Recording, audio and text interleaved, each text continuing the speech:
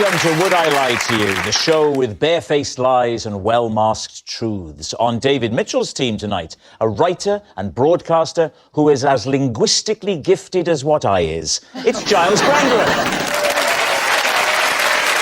And a comedian who once appeared in an advert for Quick Fit. That must have been both tiring and exhausting.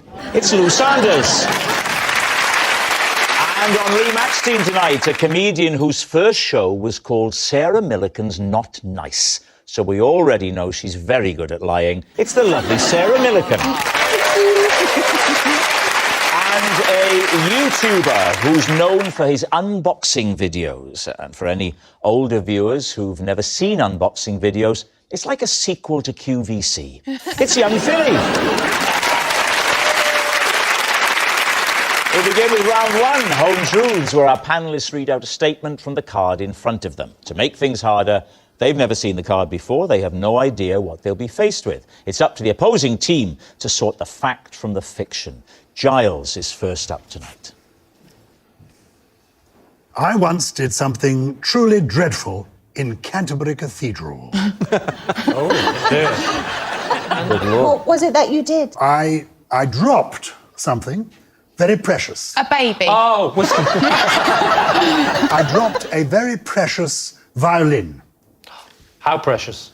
It was a Stradivarius violin. It was the oldest Stradivarius violin then being used in the world, and it belonged to Yehudi Menuhin. Right, first question. Why were you holding Yehudi Menuhin Stradivarius? Because it was the 800th anniversary of the murder of Thomas à Becket. Right. The Archbishop of Canterbury was there, I was there, Yehudi Menuhin was there to play his Stradivarius violin. Can I just... there might be some people, Gyles, who are unaware, Lee, of who Yehudi Menuhin is. Could you, or was, could you explain who he Actually, was? don't worry, Giles. Why don't you explain it, Rob? Don't worry. OK, I will. Yehudi Menuhin was probably the most highly regarded violinist. And, of course, one of his most popular albums was with Stefan Grappelli, am I right? You are right. And the two of them got together. Is there anything else you'd like to know? I still am not sure why you're holding Yehudi Menuhin Stradivarius. Because he was going to play unaccompanied Bach in Canterbury Cathedral. He was going to play what? Unaccompanied Bach. Bach being a composer. Oh, that's you, was it? No. I thought when Johann you said Bach twice, I thought it was your jumper. He's on fire. He's on fire. The point is, I'm there as a young television reporter with the Archbishop of Canterbury. Yehudi Menuhin arrives, and he gets out of his car, and he's got attached to his wrist by a padlock a violin case. He undoes the violin case, and he produces this Stradivarius violin. I said to him, Mr. Menuhin, may I hold your violin? You asked him. I asked him, and he handed me the violin. Now, He wouldn't do that. do you know at this point the value of that violin? It would be hundreds of thousands, if not millions. And then what happened is I said, would you like to hold it, Archbishop? And I turned, and in my excitement, I turned somewhat swiftly, and the violin slipped my grasp. At which point I went forward to try and catch it, and instead of catching it, I managed to tip it at the edge. And it began to spin, like Wayne Rooney in his prime. It began... Strange analogy, but I'll let it go. It spun, and we were standing at the top of the steps leading down to the crypt of Canterbury Cathedral, and the violin bounced down, going boing, boing, come on. boing, boing, and it landed on the very spot where 800 years before Thomas à Becket had been murdered. No, it didn't. Really, that's quite a coincidence. How do you know that's where he was murdered? With the chalk line still? No. It's a chalk lines. It's a good one. I love it when we've got one of the kids on. They appreciate me. What condition exactly was it in when it landed? Well, all the strings were broken. The bridge had come off. Yeah. It looked a sorry state. It was clearly a broken violin. So what happened then? So Yehudi was a vegetarian and a Buddhist, and this is when a lifetime of macrobiotic dieting kicked in, because he stood there really... And pooed himself.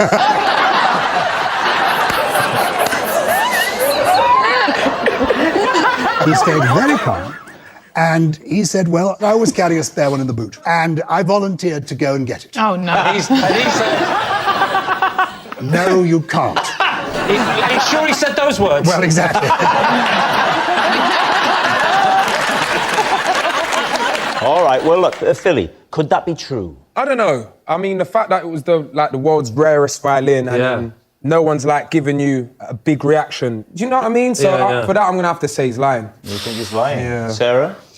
I'm sort of in agreement with Philly. I wouldn't let my husband borrow one of my pens because he's careless with them. So that's just one of my pens. That's not even a rare pen. That's just like a Bic that I like.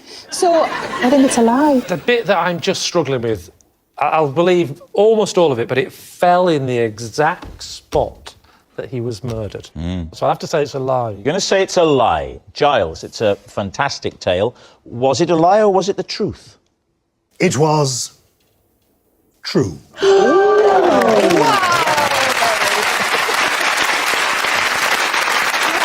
It's true. Gyles did something dreadful in Canterbury Cathedral. Sarah, you're next. I recently went to extreme lengths to deliver a sample to the vets. David's team. A sample of what? A sample of poo. Your own or an animal's? I am not an animal. I would have gone to the doctor. Though in many ways, these days, it's easier to see the vet than it is to see the doctor. So in an emergency, I would go to the vet. And also, in my experience, vets tend to like their patients, which doctors don't always. Good tip. I know for next time. So, what animal? My dog. Oh, why do you have to send The dog wasn't poo? very well. Why didn't you take the dog to the vet? Did you phone the vet? Why did the vet ask for a sample? Well, first of all, pick a question, because you've asked 3 there. Why did you take a sample and not the dog?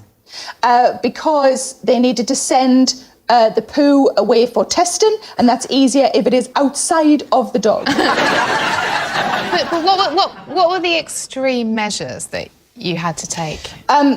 So because it was during lockdown, we couldn't go in for an appointment. So we had to sort of drop off the sample. Right. So they suggested I use a Tupperware from home.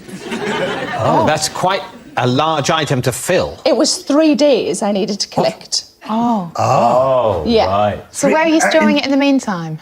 In the fridge. Oh, You know how hard it is to find one that has a lid that matches perfectly? Oh, yeah. So the only one that we had writing on from a previous occupant of the tub, and it said, chicken casserole for Sarah. Oh! Because it was lockdown and we didn't want to go when there were people around, instead we took it through the night, and we didn't realise that there would be a big fence and a locked gate. So we had to throw it over a fence. unfortunately, it landed in the next door's garden, and her name was Sarah. No, this led to an unfortunate mix-up. Well, what are you thinking? You think it's preposterous, I can tell. Totally preposterous, from start to finish. And I love this person. I'm sorry to think that she's... Sorry to think that she could behave like this. Yeah, so I know she didn't. Okay. So I know she didn't. Lou. I don't like to look at lovely Sarah Millican in the face and say liar, but I'm going to. I think once somebody claims to store poo in the fridge, you can say anything to them. Yeah, that's true. Yeah. OK, I think we think it's a lie. We think it's a bit too far-fetched. You're unanimous on that. So, Sarah, was it true or was it a lie? It is true.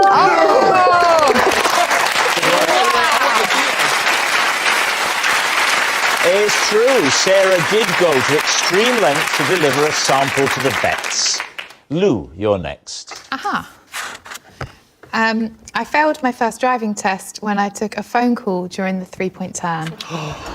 These two. When was this? About 4 years ago. Have you subsequently passed? Yeah. Second time you passed? Was that your first one? Third time? 4? Blimey, how many phone calls did you take? 5th time. You passed on your 5th time? Yeah. So you've done your 3-point turn. Mm-hmm. And where is the phone? Top pock. Did you stop the 3-point turn or did you carry on? Well, so I carried on for a second and then I realised what I was doing and then I looked at him and then I put the phone back in the top park. Who was it that called? Well, a guy I was seeing. To be honest, there were a plethora of mistakes before that. What like? Just sort of not really looking where I was going, asking if I could have the music on. Sorry, whoa. Was it your driving instructor that rang you to try to get your attention? Like your driving examiner? Did he ring you to just make you look at the road? So you carried on with the rest of the test? Yeah, but sort of half-heartedly. And then when you got back to the test centre, what were his words?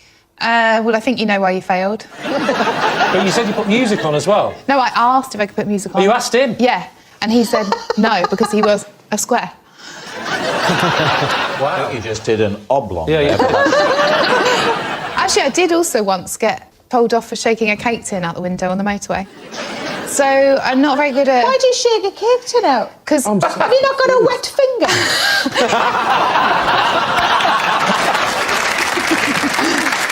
Philly, does she strike you as the sort of person who could behave in this way? Yes. People don't take offence to that, but I can picture you answering the phone. I can, I really can. I think it's true. I'm gonna say true too.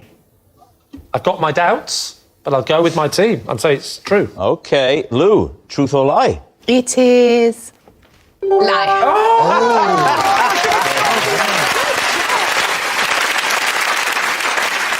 It's a lie. Lou didn't take a phone call during her driving test. Philly, you're next. Okay, I was once substituted midway through a school football match because I'd fallen asleep in goal. How did this come about? Do you like football? I love football. I'm not a goalkeeper. I played soccer aid with Philly last year. And I scored. He scored. I was going to get to that. Obviously, I'm familiar with that. That's very much the aim of the footballer. Yeah. Score. Was that why you fell asleep? Because you thought, I don't care about this, I'm never going to score. No, when I have to stand here. No, when I was younger, I used to love playing PlayStation a lot. Yeah. And at the time, it was like Modern Warfare 2 that come out, and I was on it 24/7. So I remember the night before, I went bed at like 3 a.m. I've never felt so old. Someone saying, when I was young, I played Modern Warfare on PlayStation. Yeah. See, I just don't understand what those words put together mean. I'm just wondering if I'm showing any other signs of a stroke. What age were you at this time? 14, 15? And was goal your normal position? No, I was actually a winger, but the keeper was sick. So I was like the fastest in the team, so I just thought... Doesn't that mean good? No, sick as like sick.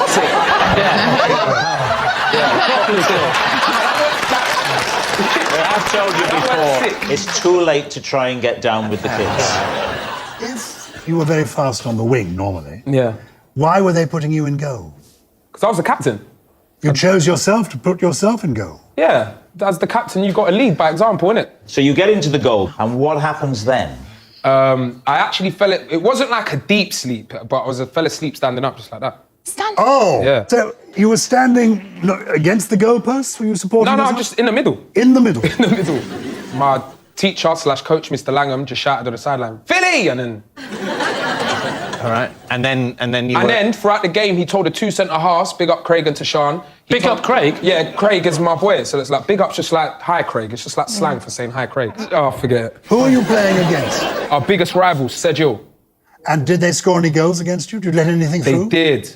I can't remember how many, but... You wouldn't, you were asleep. You were asleep at the time. Yeah. Take us back to the substitution, right? So the guy goes off, is that right? And you take over? No, from the start, I'm in goal. Ain't no one listening to what I'm saying. The regular goalie is ill. Yeah. So you... remember, sick? Oh, I thought... Yeah. I thought you meant he got sick. No, Oh, he sorry, didn't even big turn up, big up. All right. So... See, that's how you do it. What do you think? Truth or lies? I think let's go true. I tell you why it's definitely true. If ever I've seen a natural captain, it's Philly. Yes, it's Philly. That's a very good... He's got leadership That's written all Such a over nice it. That's thing true. to say. Yeah. No, but I It's think me sat in the middle, though, isn't it? Lee, for now. For now. OK, David Mitchell. I think the captain putting himself in goal, I believe that will go Saying true. it's true. OK, Yeah. Philly. Was it true or was it a lie? It is a lie. He convinced you. It's a lie. Philly didn't fall asleep in goal. Our next round is called This Is My, where we bring on a mystery guest who has a close connection to one of our panellists. This week, each of David's team will claim it's them that has the genuine connection to the guest. It's up to Lee's team to spot who's telling the truth. So please welcome this week's special celebrity guest, Woo! Cheryl Baker.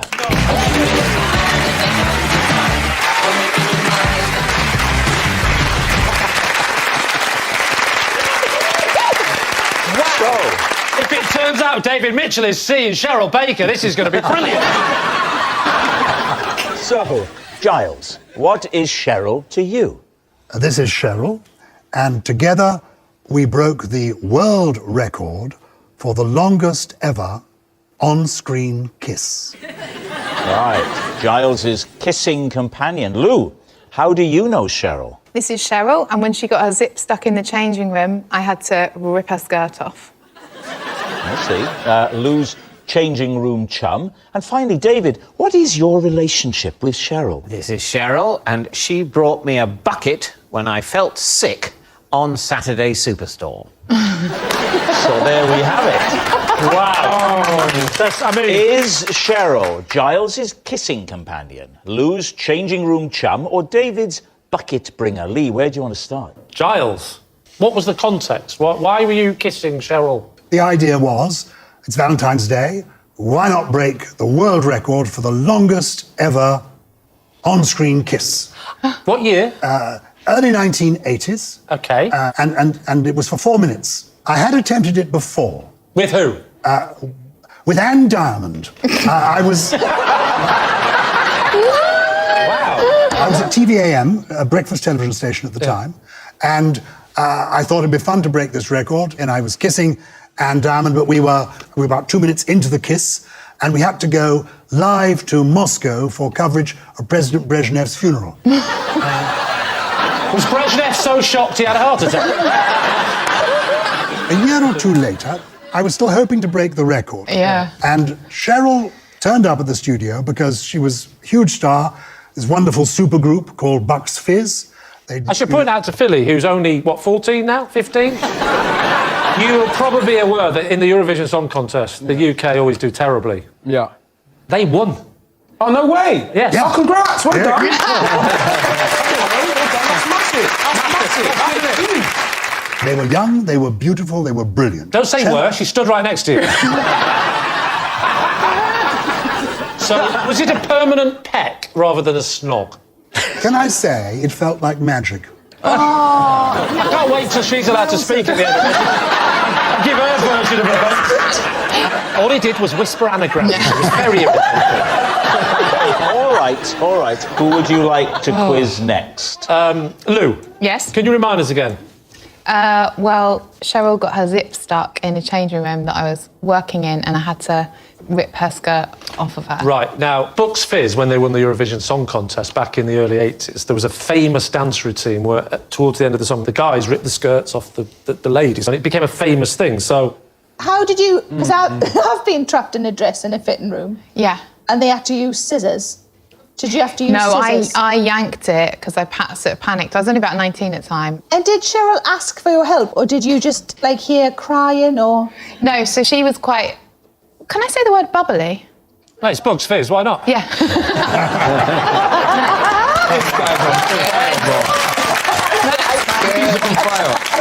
So she was in the change room, we were sort of talking, and then she was like, oh my God, just laughing, and she was stuck. So then I had to go in and help her, but I panicked, and then I just ended up sort of ripping the skirt, but I also made a hole in her top, but I didn't tell her. So she didn't buy it? She didn't buy anything. Nothing? No. Maybe she'd have bought it if you'd given her a little bit longer to spend making her mind up.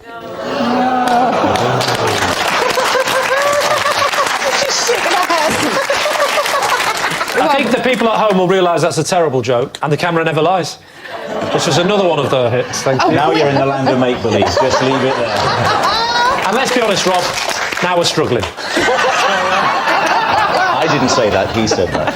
All right, now what about David? Yes, remind us again, David, of this truth. Cheryl brought me a bucket when I felt sick on Saturday Superstore. Now, you're going to have to tell Philly what that is. Right, when you're eating food, if you want to bring it back up again... No, not the Lee, not that bit, the Saturday Superstore. Plastic container that carries water. Not the bucket, the TV show. Oh, the TV show. TV is like YouTube. No. Saturday Superstore. Oh, yeah. Saturday Superstore. It was a TV show in the 80s. Yeah.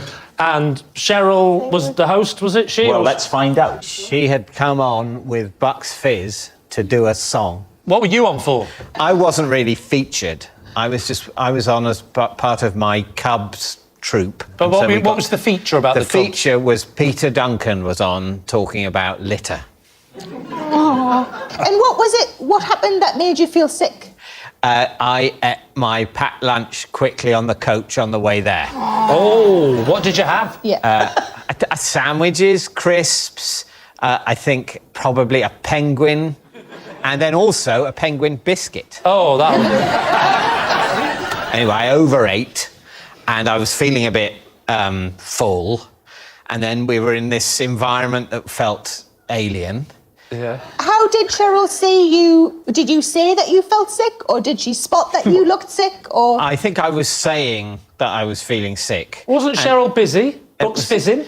Well, no, it wasn't during their number. No, I think it was afterwards. I think it was probably during a cartoon or something. Right. And I was saying I'm feeling a bit sick.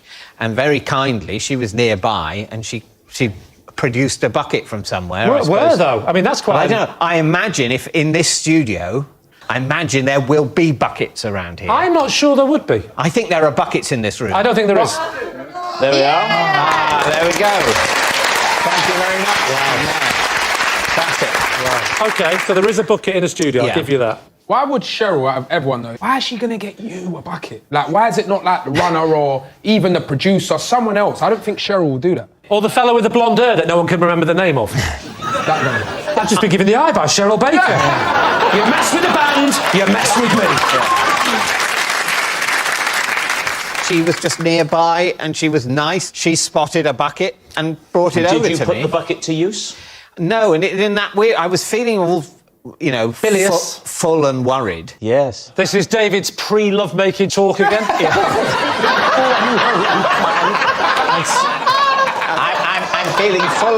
I'm feeling full and worried. Yeah. Surely worry is the most erotic of all the emotions. Well, we need an answer, so Lee's team, is Cheryl Gyles's kissing companion, Lou's changing room chum, or David's bucket bringer? Just going by look alone, right? Does David look like a bilious child? Does Lou look like a shop worker? Does Gyles look like a pervert? And I think we know where we're heading. They're all true. Right, this is what we're going to do. I'm going to narrow it down to 3, you're going to narrow it down to 2, and you're going to say who it is. Okay. I think it's one of them 3. And I think it's either David or Gyles, so it's down to you. I'm going to go David. OK, they're saying it's David. Cheryl, would you please reveal your true identity? I'm Cheryl, and Gyles and I broke a world record. Yes, they did, and we have a photograph to show. Look, there it is. Oh. Wow, and look at the way Gyles is having to hold on with 2 hands. Yeah. No, you can't go! Come back! Cheryl, tell us about this traumatic event from your perspective. How was it? I tell you what I really remember. You had a cup of coffee just before we had the smoke.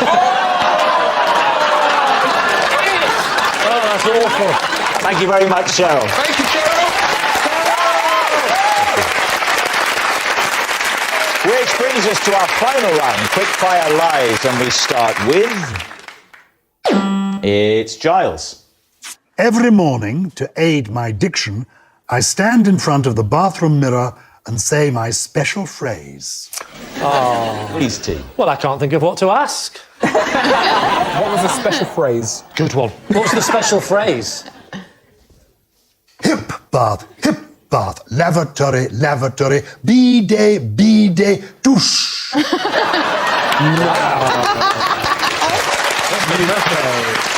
The reason for it is this. Clarity is key. When it comes to clarity, if you want to be clear, get the consonants right. If you want volume, you need to get the vowels right. Okay. And this lovely phrase gives you an opportunity to use your vowels and your consonants. I used to do a slight inclination of the cranium. Is as adequate as a spasmodic movement of one optic to an equine quadruped utterly devoid of any visionary capacity. And then I realised that... I think I'm having another stroke. When you could say a nod's as good as a wink to a blind horse. So it's to aid my diction. I want to do it with you. Can you walk me through it? Yeah. Hip bath, hip bath. Hip bar, hip bar. No, TH at the end. Bath. Oh, bath. Hip bath.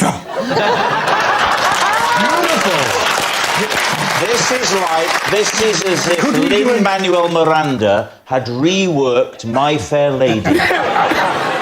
We could do this together on YouTube. For real, if we done a YouTube video, me teaching you some slang and you teaching me some of these nice posh words, it would be amazing. Carry on with it, Giles. Hip bath, lavatory, lavatory. Hip bath, lavatory, lavatory. Bidet, bidet. Bidet, bidet. Douche, douche.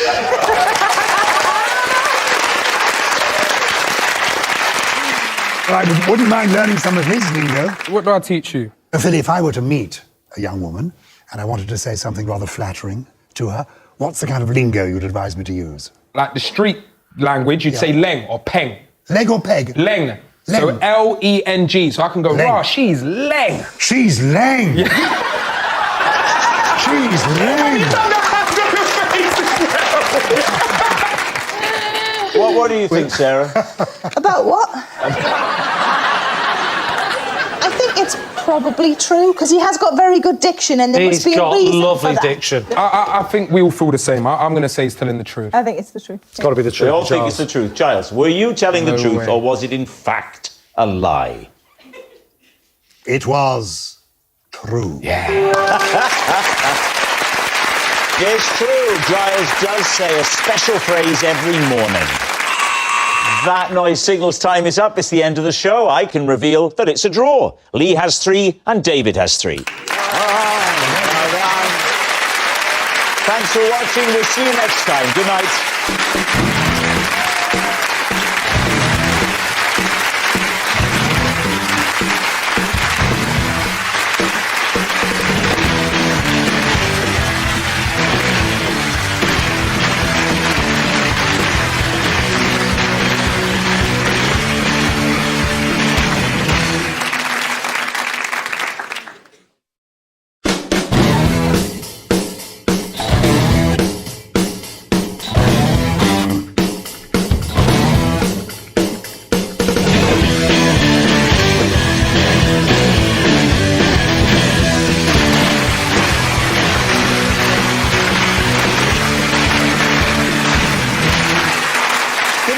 Welcome to Would I Lie to You, the show where dishonesty is sometimes the best policy. On Lee Mack's team tonight, a comedian and Taskmaster star who once wrote a panto. But don't worry, it's behind him now. It's Alex Horne. And a comedian who went to a boarding school in the Himalayas, which taught her a valuable life lesson. Once you've left school, it's all downhill. It's Sindhu V. And on David Mitchell's team tonight, he's the host of The Masked Singer, where an octopus and a hedgehog were forced to battle it out without so much as a peep from the RSPCA. It's Joel Dommett. And a TV presenter who once hosted Big Brother's Bit on the Side. Controlling, obsessive, and constantly watching your every move, David Mitchell is sitting next to her. It's AJ Odudu. And so we begin with round 1, Home Truths, where our panellists read out a statement from the card in front of them. To make things harder, they've never seen the card before. They've no idea what they'll be faced with. It's up to the opposing team to sort the fact from the fiction. And Sindhu is first up tonight.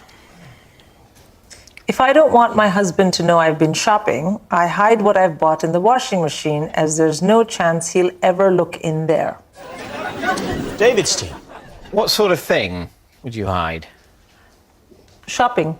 much. Okay, that's as specific as you need to be. I think we're ready to make a guess. Clothes. Stuff that looks okay in the washing machine. I was imagining it might be like crisps and biscuits. That sort of thing. But why would I hide that? When a person hides food from their partner. David, what sort of person does that? Victoria might find out I bought the Maltesers. Yes. Put them in the washing machine. I'll just put this Toblerone behind the television.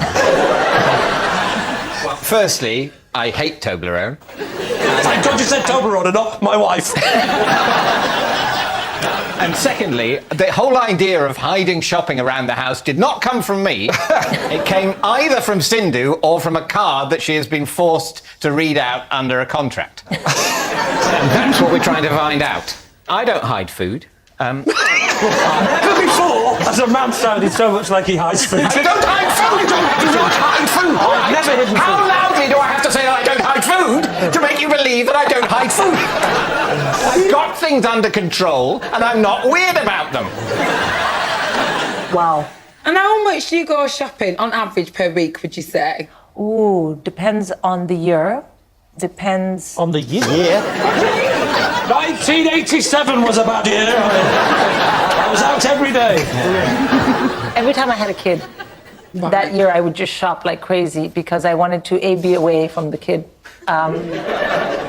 And B, you know, things happen in your mind. You think if I maybe have this dress or that pair of jeans, I'll not feel like I'm humongous, which you are after you've had a baby, you know what I mean? Can I just check, have you seen the show before? Yes. It is not the Jeremy Kyle show. No.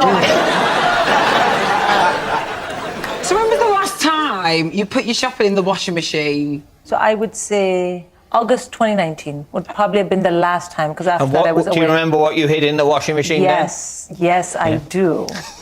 One of the kids. You don't have to tell them, they just say, do you remember when? Just say, yeah. Oh, yes, I remember. Yeah. But what was it? Now you have to tell them.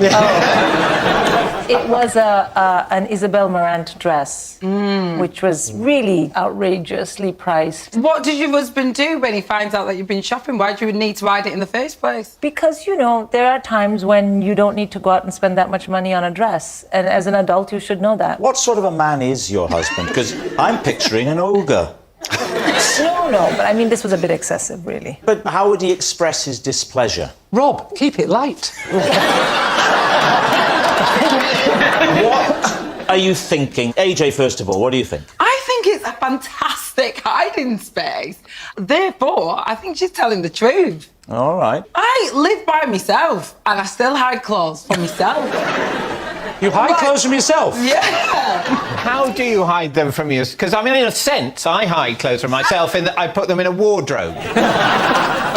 Because of the guilt of spending so much money on them, you mean? Yeah, because it is like, oh my gosh, like, Yes, you right? can't justify that expenditure Thank you. to anybody, not even to yourself. All right. I'm like that with heroin. All right, it's time to take a guess.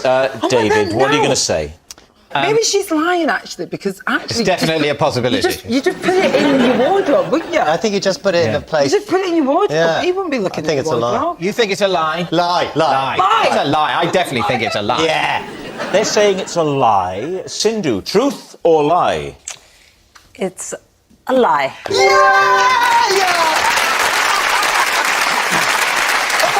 It's a lie. Sindhu doesn't hide her shopping in the washing machine. OK, AJ, you're next. OK. I once had to interview Lady Gaga using an American accent because her manager told me there was no way she'd be able to understand my northern voice. Can you repeat that? I didn't understand a word of it. So, your accent, you are from? Blackburn, Lancashire. Which? An exotic place. I grew up in Blackburn. Did you now? Hey, maybe we were in the same year at school. Unlikely. What school did you go to? I went to a school that was confusingly called Everton High School, which Not is down. in Blackburn. It's been abolished. abolished, that, hasn't it? It's been demolished. Demolished. Well, it has. It's not been abolished. It's been demolished, and as is my dad's house, and as the house we lived in before that. Oh, my Because goodness. it's every comedian's dream to have a blue plaque outside a house, but they're just wiping all history of me. Oh my God! The hospital that I was born in has been knocked down as well, and now it's a block of flats across from what used to be where we used to go shopping. Quick Save, that's been knocked down too. My mum used to work at Quick Save.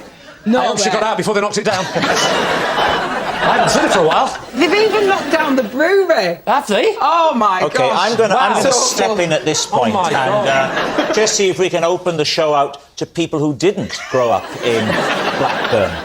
So, you were interviewing Lady Gaga. Why were you... Shut up.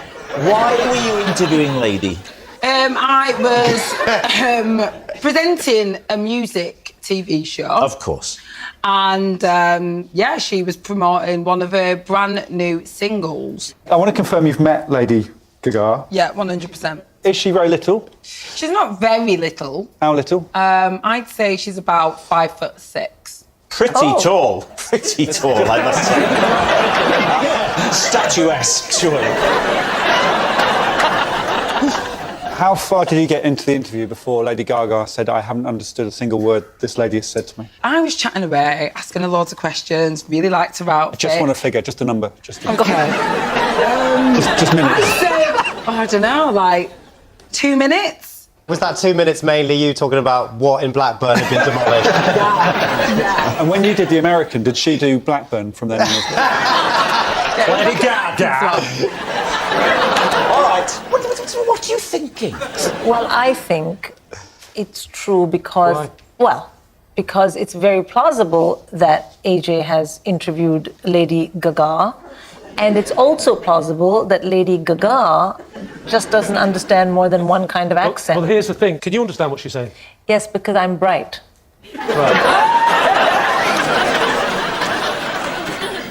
Lady Gaga, your songs are great, your outfits are tremendous, but not so good with the English. So... Are you struggling to understand her Lancashire accent? No. This is where I'm worried that it might not be true, because I think every Pretty word... clear, isn't it? It is pretty And clear. the other thing about Americans is, I find, as someone from the north myself, that they think we're all posh. They just think everyone with an English accent is posh, so we all sound the same to them. Mate, they do not think you're posh. Let me tell you that right now. What are you going to say on behalf of your team? Right. Well, I don't know. I'm saying true. True. OK, we're going to go true, but I can't understand why Lady Gaga can't understand her accent. All right, but you're saying true. OK, AJ, were you telling us the truth or were you telling us a lie? I was telling you a lie!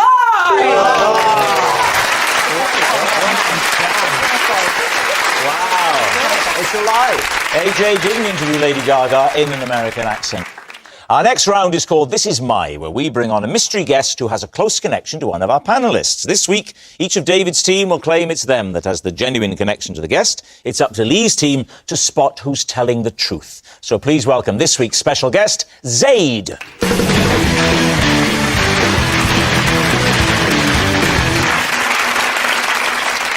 I must play Super Mario again. Joel, what is Zaid to you? This is Zaid. He came to my wedding, and when he started dancing, my mum started crying. Joel's wedding wrecker. AJ, how do you know Zaid? So this is Zaid, and I had to cut short our only date because he insisted on riding a penny farthing. AJ's disappointing date. And finally, David, what is your relationship with Zaid? This is Zaid. After being splashed by a transit van, I wore his trousers to a book signing. Lee's team, where to begin? Joel, when was your wedding? It was in Mykonos. Did I say when or where?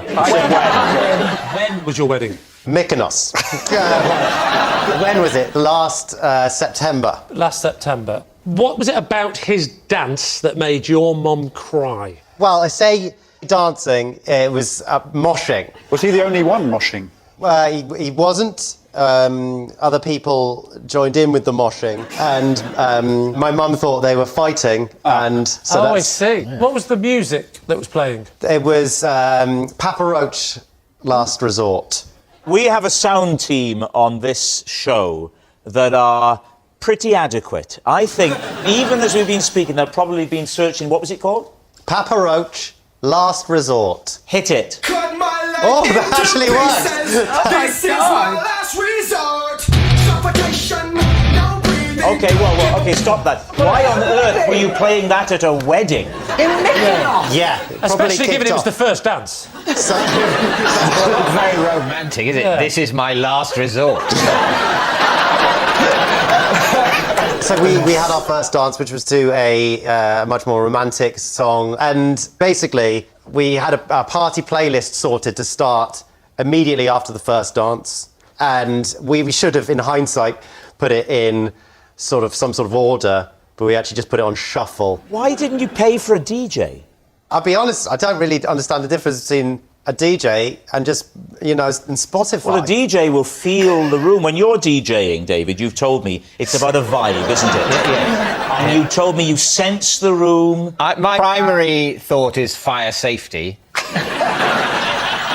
So when your mom saw him moshing, Yeah. did she cry because of him or the general chaos? I think my mum was crying with the general chaos, really, because everyone's just started moshing away. Then my mum was like, oh my God, it's a fight. And my dad was like, oh my God, it's a fight. And Have we found out yet how he knows Zaid? he goes to the gym that I used to go to. And that's why you invited him to your wedding? Yeah. Did you invite all your gym people to your wedding? Yeah, two gym people. There was only 29 people at the wedding, so I just And did, two of them were randos from the gym? Yeah. It's not a bold move, isn't it, to go up to a strapping, muscly man and going, hiya, you ever been to Mykonos? No, who would you like to quiz next? AJ. Right. Now remind us, AJ, of the connection. I had to cut short our date because he insisted on riding a penny farthing. Did you meet him or did he come pick you up for the date? No, we met. And he was there on this bike. You were like, hey, Zaid, how are you? No, well, basically, we met in a bar. I had arrived before him, which was already annoying because I'm meant to arrive late, not you. Yeah, come on, Zaid. Did you ask him why he was late? No. And he said, well, have a look at my bike. I just didn't know anything about the penny farthing at all. We was having a lovely time on the day, and so he's like, right, should we move on to the next place?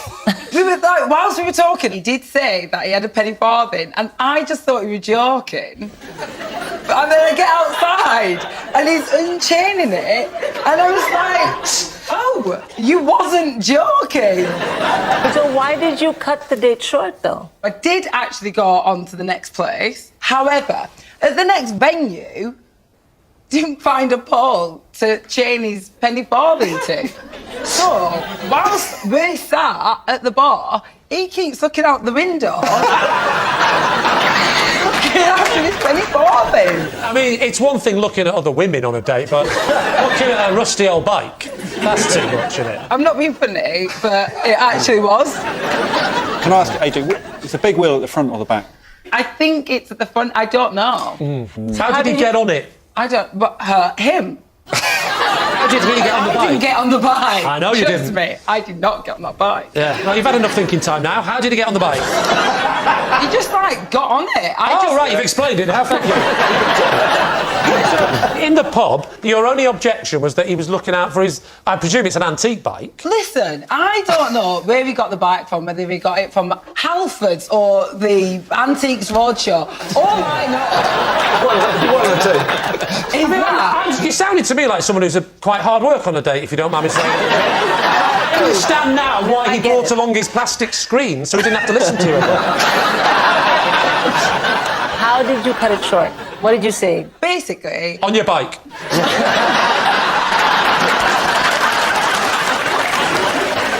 All right.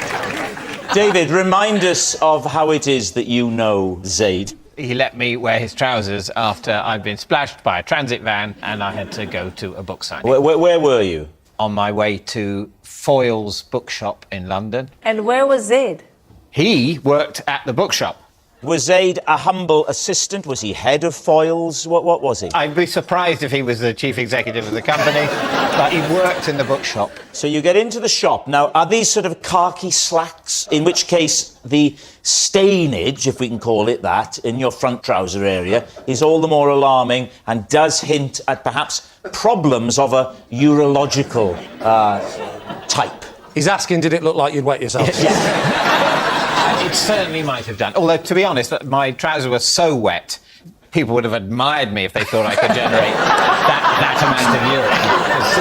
Did he offer his trousers, or was he forced by someone higher up the chain to strip off and give them to TV's David Mitchell? He offered them. I came into the shop sort of in a squelch, sort of walking, and this signing was starting in a few minutes, and I was embarrassed by my appearance, if you can imagine such a thing.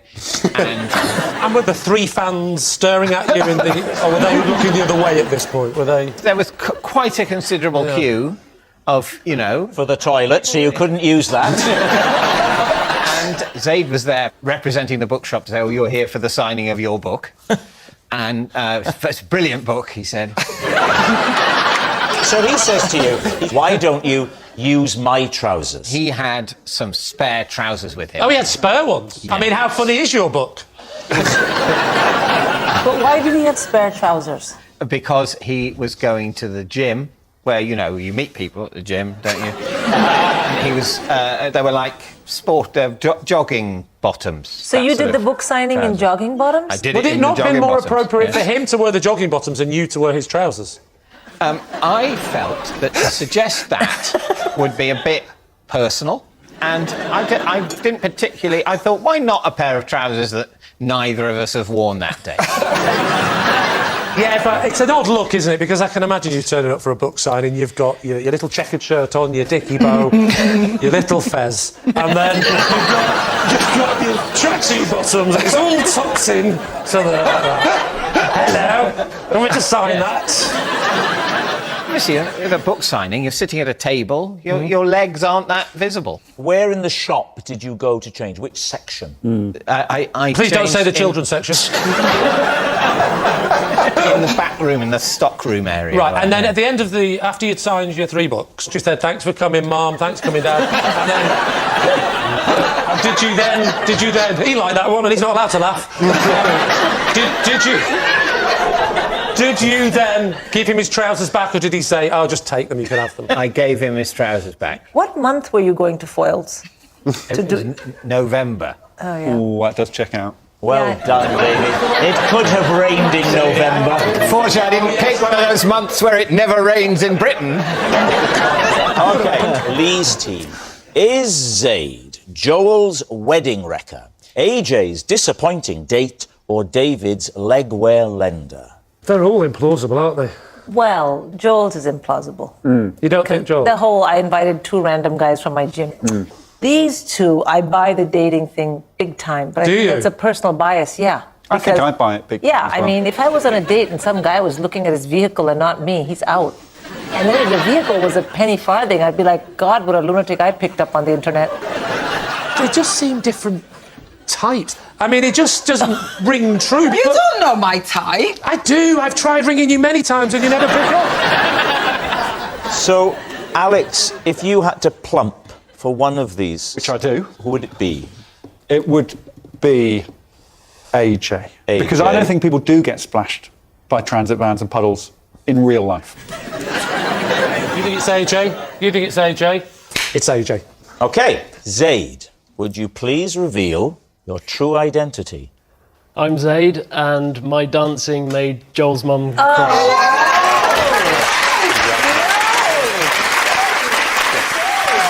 Zaid is Joel's wedding wrecker. Thank you very much, Zaid.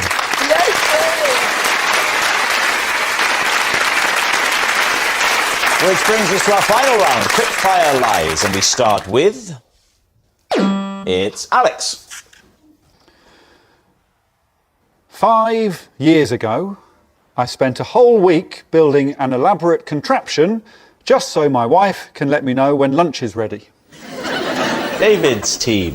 What is this contraption? A telephone. It's a contraption that goes from the house to the bottom of the garden where I spend most of the morning. But why? Why? Because I've got a little shed down there where I write. Describe this contraption to us. Okay, well, it's long. I've got a very long garden, and it's on a slight incline. It's made out of tubes, and my wife operates one end. I receive... Are you thinking what I'm thinking? I receive something that comes out the other end of the tube. So it's a very long tube, and she puts a little ball in one end. And the ball plops out the other end. And that's when lunch is ready. You sound like somebody who is teaching sex education but hasn't got a clue yourself. Well, there's a ball at one end and the ball comes out the other end and that's when lunch is ready. What makes it elaborate? Is it the length of it? Yes. How long is it? Long. 60 metres. 60-metre long garden? I mean, you're doing well, but not that doing well. all right. How wide is your garden? Is it 1 metre? That would be great, wouldn't it? And 8 metres wide. Why doesn't she just phone you or text you or WhatsApp you? Because, Rob, there's no phone reception at the bottom of the garden. You said your garden's on an incline, so if she's putting a ball in one end, how's that travelling up? Well, it's an incline. Well, the incline from my end is at the house, Yeah, and the bottom part is... It really is quite simple, No, but you know. that's a decline. No, from my decline end, it's is an what incline. you would do if David was to suggest something a bit fruity. That is a decline. What happens when it reaches the shed? It plops Oh, yes. into the lid of a metal bin. OK. Oh. So once it's installed, that's it. You can forget about it. I should take the pipes off the ground. How did you suspend it off the ground? In a hedge. The pipe's very important as well because we had a similar system at my house where we didn't use the pipe. My wife was at the bottom in the shed working, and I used to just roll the golf ball down, and there'd been a heavy snowfall, and it gathered momentum and it pushed it to death. Yeah, that's awful. The whole thing was flattened, and that's sadly how my wife died. So it's very important to keep it in case. What are you thinking? It does sound to me a little fantastical. It's peak boredom, isn't it? And some people get bored. I think the show's going fine.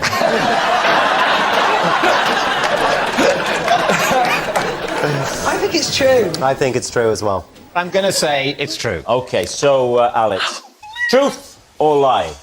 60 metres. True! It's true. Alex has built a contraption just so his wife can tell him when lunch is ready, and we've got a clip of it. Oh my God.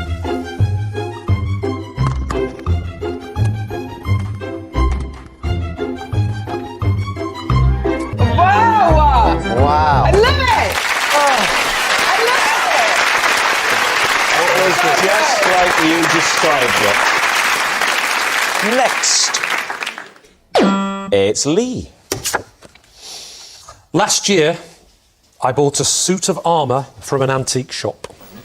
Then had to wear it home on the train because it was easier than carrying it. David's team. OK. So, where was the antiques shop? It was in a street near Leicester Square. There's a little side passage full of antique shops and the like. Were you planning to buy a suit of armour that day? Absolutely not. I mean, who does? it. Why did you buy it? Well, there was people firing arrows at me. They're on fire. What are you supposed to do? So We've all done it. We've all been to London. Were you planning... Watch a show, have a kebab, then it starts, doesn't it? Were you planning to buy an antique that day? No, I was not planning to buy anything, but I've always fancied a suit of armour. What sort of suit of armour was it? From what era? From what... Oh, it was a proper original one from the 1950s. Was it a sort of theatrical prop, perhaps? That's exactly what it was. It was from a show Yes. in the West End. In the West End. What was it called? It might have been A Room for Two Nights. And And this was just one of the costumes. I don't know where the other one went. It was on display. I went in, I looked at it, and I said, "Is this for sale?" He said, "No, but if you make me an offer, I might consider it." I made him the offer. He considered it. And then he said, "Now let's get back to buying the costume." And then I got excited with my purchase. So I said, "I'll take it now." He said, "It's heavy." I said, "I think I can manage." And he jokingly said, "You could always wear it home." And I thought, hang on. That's not only a purchase, that's a story for Would I Lie to You?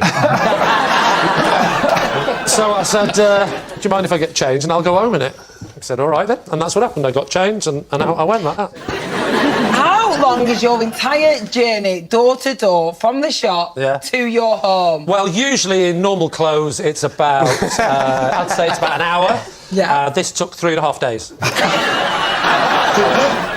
What do you think? Is he telling the truth? I think it's a lie. I would love it to be true, but it's a lie. You can't get underground with a load of shopping bags. So AJ thinks it's a lie. Joel thinks it's a lie. I think, David, you're thinking it might be true? It's a lie. Oh, God, no. No, I think it's a lie. Lee, truth or lie? It is, in fact, a lie. Yay! Yes, it's a lie. Lee didn't wear a suit of armour on the train home. That noise signals time is up. It's the end of the show, and I can reveal that David's team have won by 5 points to 0.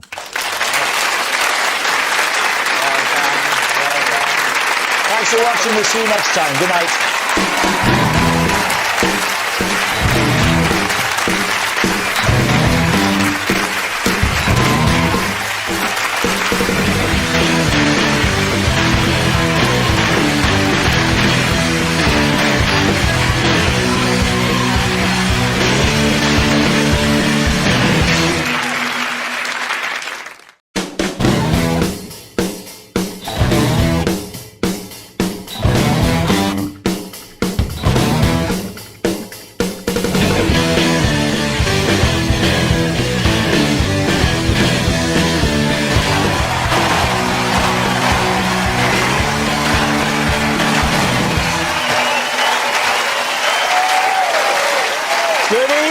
Welcome to Would I Lie to You, the show with unvarnished truths and highly polished lies.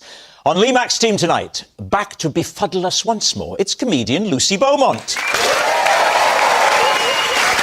And the multi-award-winning presenter and comedian Mo Gilligan. And on David Mitchell's team tonight, she's the wheelchair racer turned Blue Peter presenter, Abby Cook.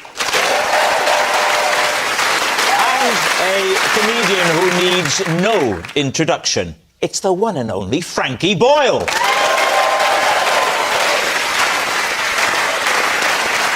begin with round one, Home Truths, where our panellists read out a statement from the card in front of them. Now, to make things harder, they've never seen the card before. They have no idea what they'll be faced with. It's up to the opposing team to sort the fact from the fiction. And Lucy is first up. I once had to urgently edit my Wikipedia page to back up a lie I'd just told. David's team. Are you willing to tell us what the lie was now? Yeah. Go on. Shall I just go back a bit to the beginning of it all? No. I wouldn't start with your birth, if that's what you mean. I just meant... That would be a pretty arrogant way of referring to the beginning of it all. No, Lanzarote is the beginning of this story. OK, Lanzarote. Have you been? I have not, no. Have you been to Lanzarote? No, and I don't intend to. But the lie... You want to know what the lie was, don't you? Yes. The lie was that I'm diabetic. I was coming back on the plane, and do you know them little snack boxes they do? Have you been in standard class?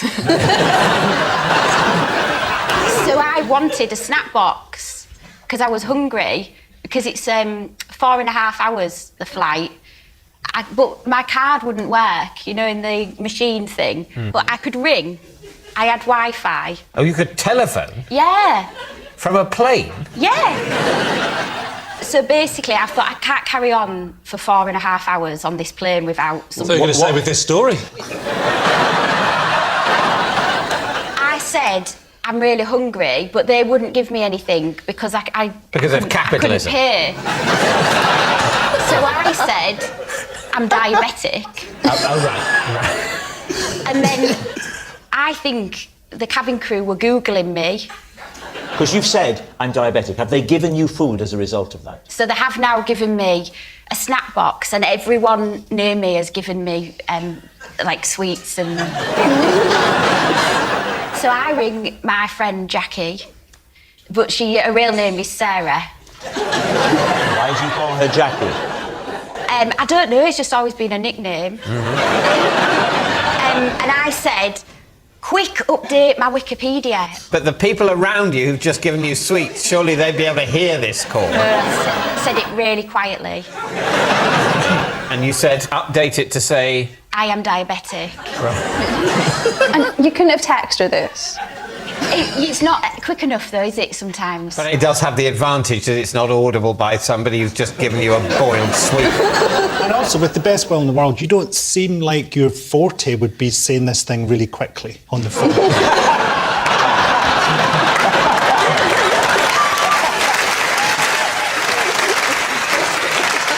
What was in the original snack box that you wanted? What sort of things did it contain? It contained cheese. Yes. It contained breadsticks. Yes. And an insulin injection. Then I get off the plane and wait for my luggage and check that she'd done it. Why didn't you check on the plane with its excellent Wi-Fi?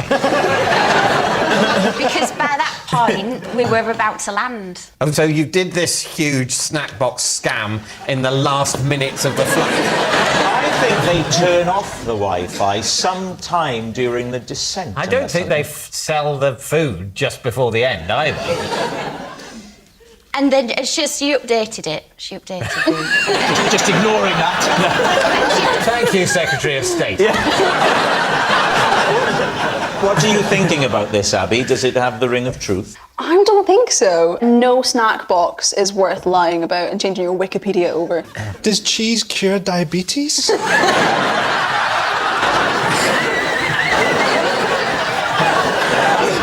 the trailer. So you're saying lie? I think lie. Lie. All right, then. They think you were sitting there lying. Was it a lie, Lucy, or were you telling the truth? It is true.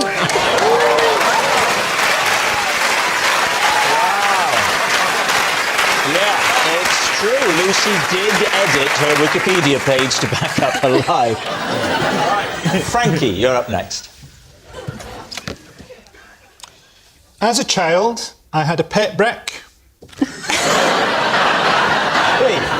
As a child, I had a pet brick. Oh, you as well? You can't have a pet brick. I know it's true because it's on his Wikipedia page. What was the name of your pet brick? What was the name? Johnny. Johnny. But you're from Glasgow, aren't you? Yeah. It's sandstone in Glasgow. I think they've got plenty of bricks in Glasgow. Yeah. Did you get it from your own house? No, my dad gave it to me. Oh. That must have been a rather bare Christmas. Why did he give you a brick? He gave me a whole load of different stuff to build a wee wall. I kept the brick. He gave you a build-your-own-wall kit. And how old were you when this was happening? I was about 7. So you took one of these bricks away, and tell us how you came to adopt it as a pet. I'd had it as a pet on a string for a bit. What? And it was like a dog. We couldn't Where get on a earth dog. would you take a brick? Well, just round about our bit. Oh, dear. I hope you didn't throw a ball into the river for him. When you had it on a lead, you mean outside or around the house? Well, on a string. What, in the street? Yeah. No. What? I'm a 7-year-old kid. It was charming. But did it look That's like... an important thing to remember. You're talking about as if he's doing it now. He was 7. Did you decorate it? Did you make it look like an animal or a human? He had a lot of human qualities. And the most obvious being? Like, we would talk. You say we. Was he more of a listener? So you had it attached to a string. How do you do that? You tie a knot. Sometimes we would play a game with it where you could swing it round and people had to jump so it didn't hit them in the legs. So it must have been fairly secure. Like extreme skipping. Yes. That, isn't it? Did it ever break anyone's ankles or anything? No, it hit a few knees. Oh, was it not put down? What are you thinking, Lucy, specifically about what Frankie has said? Yeah, not everything. My instinct is not to believe it, but it's very unusual, isn't it? What do you think, Mo? I think it might be true. Have you got brothers or sisters? Yeah. Are you the youngest or the oldest? No, I was in the middle. Ah, yeah, he definitely had a pet brick. The middle one. That says it all. He had a pet brick. Right, the middle children are crazy, man. Let's make a decision. Lucy, What are they? have you just spotted them? What bird are they? I don't know, a pair of tits. Don't know. What do you think? I'm going to say crane or heron. I think it's false. You think False. it's not? You think it's false? You think it's true? I think it's true. And I Don't go with me, though. I wasn't going to. I'll go with Mo because he's more certain. You can say it's true. Right, Frankie, a 7-year-old Frankie Boyle with a brick for a pet. Truth or lie? That is a lie. Yes, it was a lie. Frankie didn't have a pet brick. Abby, your turn. Perfect. Age 11, I got my first ever detention for secretly watching Would I Lie to You on my phone in class. Oh. Well, that makes me feel old. Can we ask how old you are now? I'm 20. So 9 years ago. Well, this programme was on 9 years ago. Yes. I can confirm that. So, It's a family-friendly show. family-friendly show. What lesson were you in? I was in RE. How many times had you done this? I'd done it like quite a few times before. Watching so us or just watching telly generally? mainly Would I Lie to You? Here's a question then. Who was on? Okay, David was on. A good start. You were on as well. Yeah, that's how I mean this. Yeah, so. Rob was on, yeah? Yeah. Anyone else? I think it was one of the episodes with Bob Mortimer. Oh, you're playing safe. Oh, that's a very easy choice, isn't it? So, you know when you was watching this, was you streaming it or did you buy the box set? I was just streaming it. You wouldn't have that much data.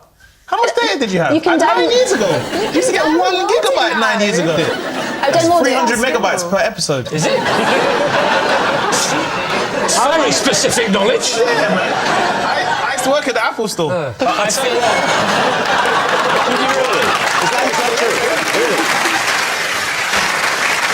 do you remember what you were supposed to be studying in RE that day? There's a lot of religions. I think it was Hinduism. OK. I mean, much as I find the show entertaining, I don't know if it's more entertaining than Hinduism. That's our second trailer from Frank. So what we're saying? Oh, I think... What did you think? A lie? I'm going for a lie. I don't think she would have been allowed her phone. Lie. Lucy. I think it's a lie. I'll go with my team. But it might be true. Oh, my gosh. Let's go with We've never done this before, but can I have a substitute? Let's go with lie. OK, we'll go with lie. Lie. OK, they think it's a lie. Abby, was it a lie? Or was it actually the truth? It was a lie. Yes. All right. Our next round is called This Is My, where we bring on a mystery guest who has a close connection to one of our panellists. This week, each of Lee's team will claim it's them that has the genuine connection to the guest, and it's up to David's team to spot who's telling the truth. So please welcome this week's special guest, Oliver.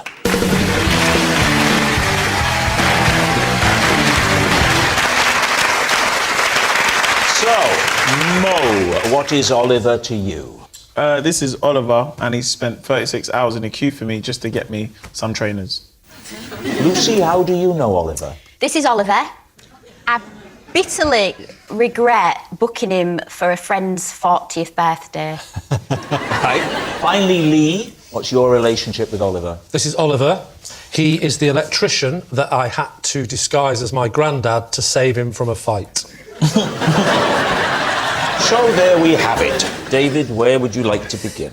So, Mo, Oliver did what? He spent 36 hours doing what? Queuing for me to get some trainers. And what were the trainers? The trainers were Nike Yeezy 2s. They're very, very exclusive. And why did he agree to do that? Was he getting a pair himself? Well, he couldn't get a pair. I could get a pair, but on the condition that if he queues for me, I'll give him 10% of what I sell, because I used to sell trainers. But in this instance, you're buying trainers? Well, I buy them to then flip and sell. So I'm big into sneakers, that's my thing. Right. I actually know him as Ollie. There's a lovely detail. We actually call him Man Like Ollie. That's how we refer to him. Because you call him what? Man Like Ollie. So we call him Electrician Like Ollie. Why do you call him Man Like Ollie? Because he's just a cool guy. See, like we say, Man Like Ollie, and he's like, yeah, Ollie on a jolly. Like Ollie's. What would you call me, Mo? Rob.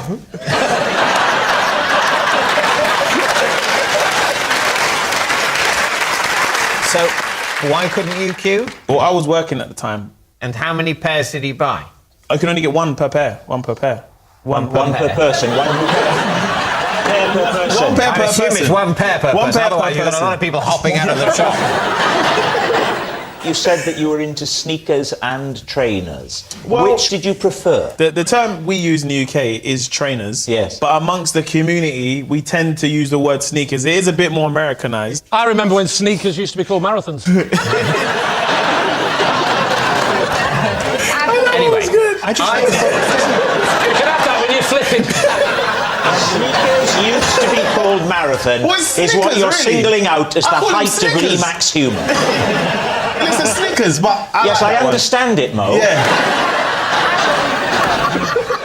Can I just say that Lucy's just said, I believe you, Mo. You don't, because you think that you know him.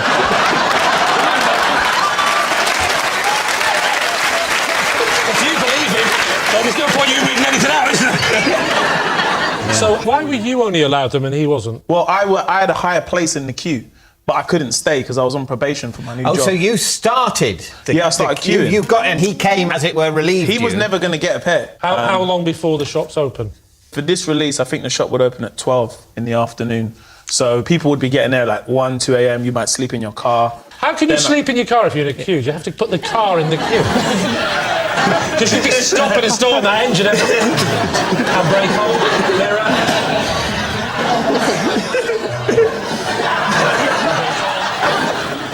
Right, who would you like to quiz next, David? So, Lucy, you are clever at this game. Yes. So the fact that you said to Mo, I believe you, wouldn't have quite the resonance coming from you that it might from somewhere else. But you can say now, if it's true that it's Mo and that yours is not. Remind us of your relationship with Oliver. I will. I'll remind you. You're sticking with it. For the game, yeah. Okay, fine. This is Oliver, and I bitterly regret booking him for my friend's 40th birthday party. Right, okay. So my friend was 40. We went out round Leeds, nightclubbing. Yeah. And we were staying in a hotel the night before, and I thought, what a lovely idea to book, a butler in the buff. You've decided to book a male stripper for the night before the clubbing night, or the night... Sorry, no. I mean, we went to the hotel before we went on the night out. Oh, right, you checked in? Yeah, checked in. I got there first and decorated the room all nice for my friend. Yeah. And then got the text that Oliver was downstairs. Yeah. Went and met him and was mortified by how young he was. And how old was Oliver at the time? Early 20s. Are your friends, the other party goers, waiting in the room upstairs? No. I took him back to the room. Yeah. And got a text message that their train had been delayed. So you meet Oliver. Oh my God, he's young enough to be the birthday girl's child. Yeah. And go up to the room with Oliver, and then what conversation ensues? And more importantly, at this point, how is he dressed? He said he was diabetic.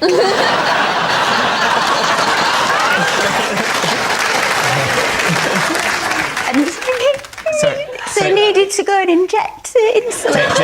Let me check this on Wikipedia. Is that the first thing he said coming into the room? So, how was he dressed? He had a Mack on. Have you got any trousers underneath, or can you see the sort of hairy legs going into shoes?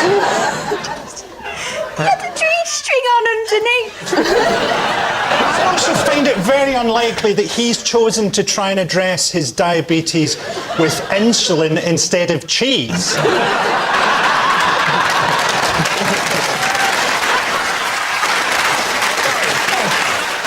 So what happened next, Lucy? I said, shall we watch some telly till they get here?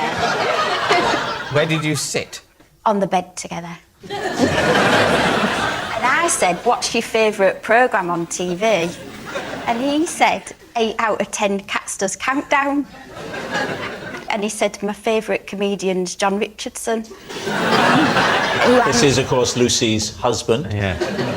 So we FaceTimed John. So by this time, my friends was on the way, and I said, go and hide in the toilet. Because? Because I just needed to think about what I was going to do next.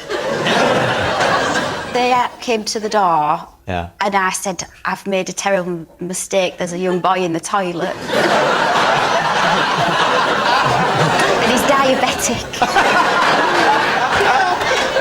Then they said, what do you mean? And I said, come in. And I introduced Oliver to them. And then we sat with him and we gave him careers advice.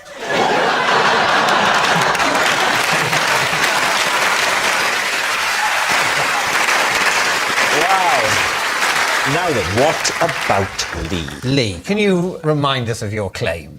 Yes, this is Oliver, and he's the electrician I had to disguise as my granddad to save him from a fight. Right, so he's upstairs working on my bathroom, not a euphemism, and he was looking out the window, he's packing up, ready to go, and he noticed that I had another person coming to work downstairs. Not a euphemism. Not a euphemism.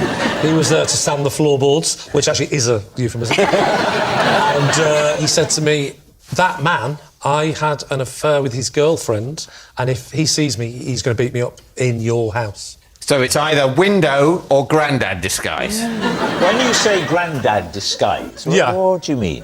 I got him a flat cap. What else did you give him? I made him sit in that room for 47 years. Scarf? I put the scarf round him so it was sort of over his face like that. Did that, and luckily... Glasses? I did have glasses. I had some round glasses. They were see-through glasses because they were just my... Oh, see-through glasses. Yeah. Oh, you know what I mean. They were prescription-free. I see, yes. Yeah. Did you have a good relationship with your granddad? What? Yeah, no, I did have a nice relationship with my granddad. Yeah, lovely man. Yeah, what about you? Oh, you never met him, did you? Yeah. So you get him in the disguise, then what happens? Well, then I said, I think you're ready to come out and try and cross paths with Psycho Steve. What sort of voice, what sort of accent did he have? Oh, it's all right, ain't it, mate? You know what I mean? Really? Oh, right. So how would you chat with him when he'd come and sand your floorboards? Oh, you know, I'd start doing my usual of getting more northern. All right, mate, stick the kettle on. I will, mate, all you want it. I bet they'll have builders too, won't they? All right, like you, mate, you're all working class like me. Why didn't you just make him a cup of tea rather than dress this guy up as your granddad? Because if I'm making him a cup of tea, I mean, he's not coming with me. No, come on, I'll make you a cup of tea. Well, if he's going to come on, he might as well make it himself. Come on, then, do you want a cup of tea? Well, if you're going in here, yeah, no, you come and help me make it. You've got to do stick a tea bag in a cat, mate. I know, but I need help with my little limbs getting bagging. Come down to the kitchen and I'll make you a cup of tea. Come down to the kitchen, he's on the ground floor. Come down to the Abbey, mate. There's the kitchen in your way. It's another room. It's open plan. I've been to your house when I was making that delivery. You mean when my wife had the baby? Yes. It's not that open plan. Well, it wasn't the house we're currently in. Well, I went to your previous house and it wasn't that open plan. Wasn't that one either. once went to the house you were in before that. Yeah, it wasn't that one either. that open plan. You know that house before that one that you hadn't been to? Yeah. That one. Oh, right. So the house you lived in sort of 15 years ago. Yeah. How old was Ollie then when he was helping with the election? 20. Because, despite what Liar Lucy says, he's actually 35. All right, we need an answer. So David's team, is Oliver Mo's footwear friend, Lucy's party pal, or Lee's pretend pensioner? I don't want it to be Lucy's because it's absolutely harrowing. I sort of feel it's the most likely. What was your friend's name? It's Jackie, but her real name's Sarah. It was her. Yeah. What's your instinct? I'm thinking that it's Mo's friends. I think Right. they look like they'd be pals. So you think it's Lucy, and you think it's Mo? I think it's Mo. Maybe go for Lee. I think my instinct. Yeah. My instinct is Mo. Right, Oliver, would you please reveal your true identity? I'm Oliver, and Lucy hired me for her French pie. Yes, Oliver is Lucy's party pal. Thank you very much, Oliver.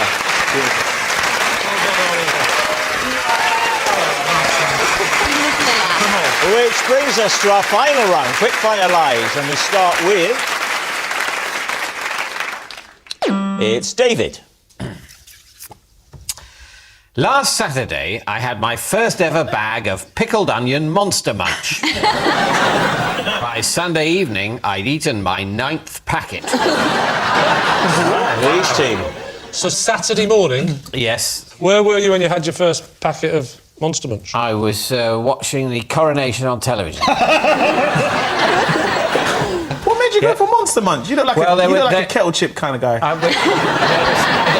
And that's how I would previously have described myself. But now his teeth can't hack it.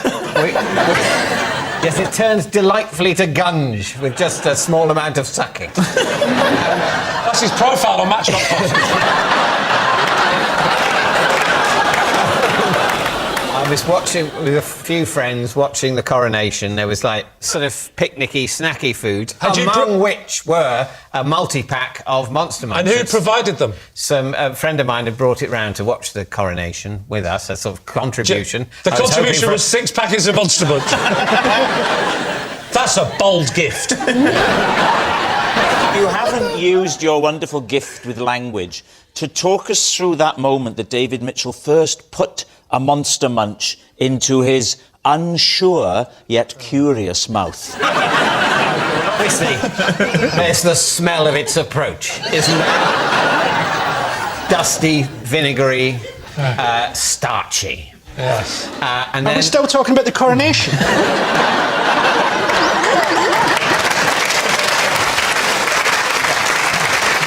How would you describe your emotions? No, it wasn't an emotional thing. It wasn't an emotion? No, I don't think you should feel emotional about food. I think that's inappropriate. But you... Are you really only 48? Yeah.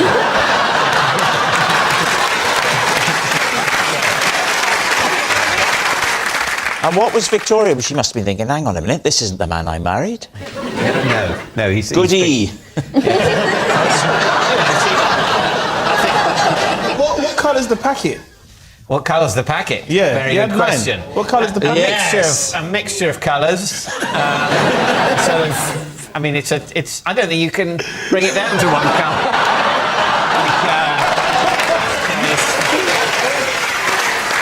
Greens and browns. Greens and browns. What's that pickled onion more than a brown? Purples. There's a little bit of red there. Had Monster Munch on the way here. What colour's the packet? It's purple. I think of it as purple. I said purple. You did it. All right, let's make a decision, Lee. So, are we saying it's truth or a lie? This is a lie. This is the man who likes sea salt and basil. Those kind of...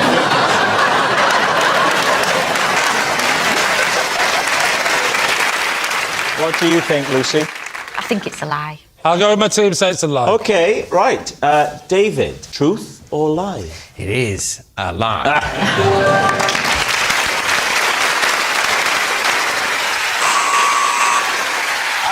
signals time is up. It's the end of the show. I can reveal that David's team have 1 point. Lee's team have 4 points. Thanks for watching. We'll see you next time. Good night.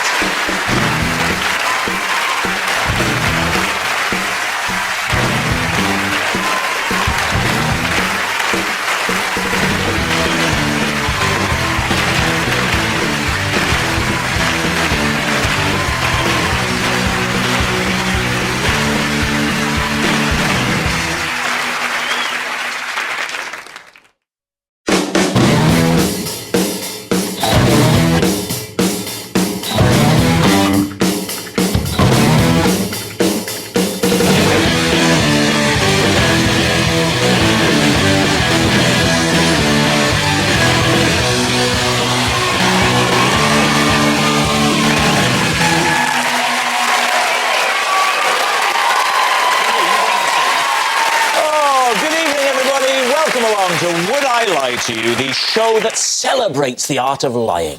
On Lee Mack's team tonight, it's the strong-willed feminine one from Dragon's Den. No, not Peter Jones. It's Deborah Meaden. And the thinking woman stand-up. As long as that woman is thinking, he looks like he needs a decent meal. It's Mark Watson. And on David Mitchell's team, the most famous man to come out of Ireland other than Bob Geldof. Bono, Liam Neeson, Spike Milligan, Pierce Brosnan, Terry Wogan, Jack Charlton, and that little fella with the long beard and the big hat. It's Patrick Kilty! And underground, overground, wombling free. We did offer him a car, but he insisted on making his own way. It's Bernard Cribbins!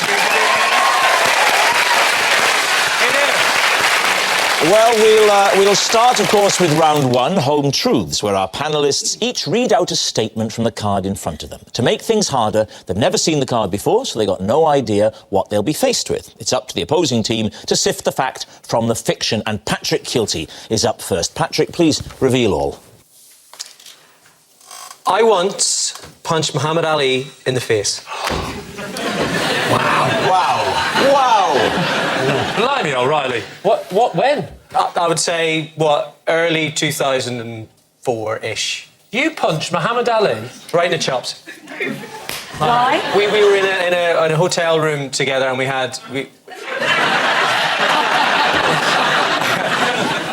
I was asked to come and meet him in his room. You were asked to come and... Why the hell were you asked to come and meet Muhammad Ali? Muhammad wanted to meet me. His wife was there and his manager, and I asked for a picture. Muhammad mumbled something like this. And that's good mumble. What do you think? Yeah. Like the mumble in the jungle. So he said, "Come on," and I thought he was putting his fists up like that, and I said, "What did you say?" And his wife said he wants you to punch for the picture.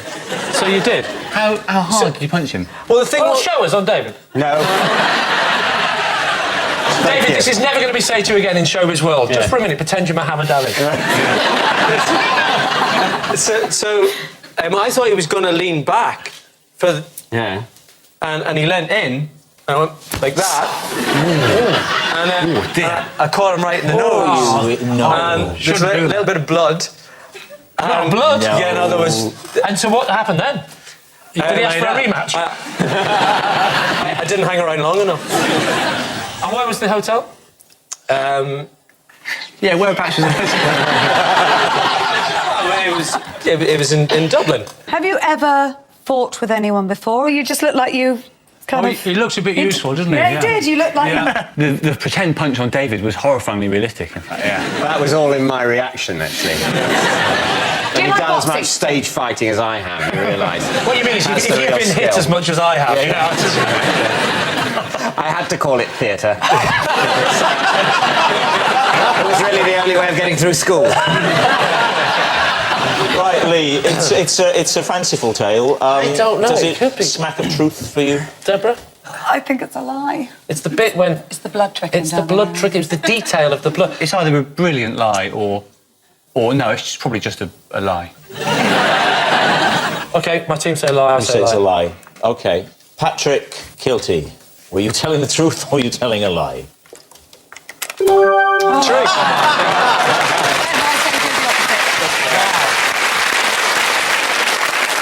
Explain the bit where Muhammad Ali flies in and he asks, I mean, with the greatest respect in the world. If you said, I'd love to see that Bono guy. Get Bono down. Get him down now. Happened to him, Muhammad Ali. Why the hell would he want to see the guy from Celebrity Love Island? I don't get it. We did a gig together in Dublin, a sports event, and so I introduced him on stage, and the next day he wanted to see me. Incredible. Yes, it's true. Patrick did once punch Muhammad Ali in the face. And just 9 short months later, Patrick regained consciousness. Deborah Meaden, you're up next. Bit pointless putting them on, wasn't it? I recently had my house exorcised after several weird occurrences spooked me. Exorcised? But who by? By a priest. a priest of what church?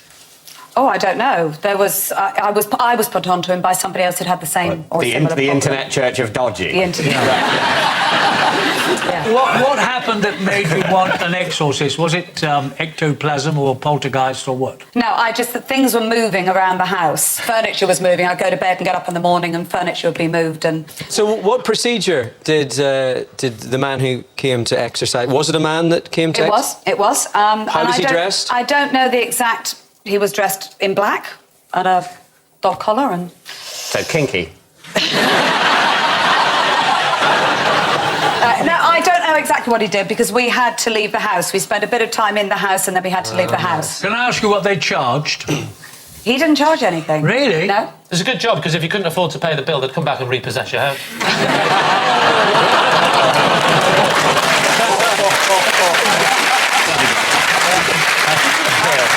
I'm not going to lie, I'm taking tomorrow off. I don't know whether I enjoyed the joke more or your look of pride.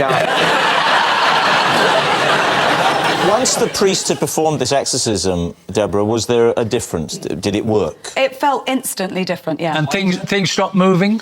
Things stopped moving? As the ghost left the house, did it just turn around and go, I'm out?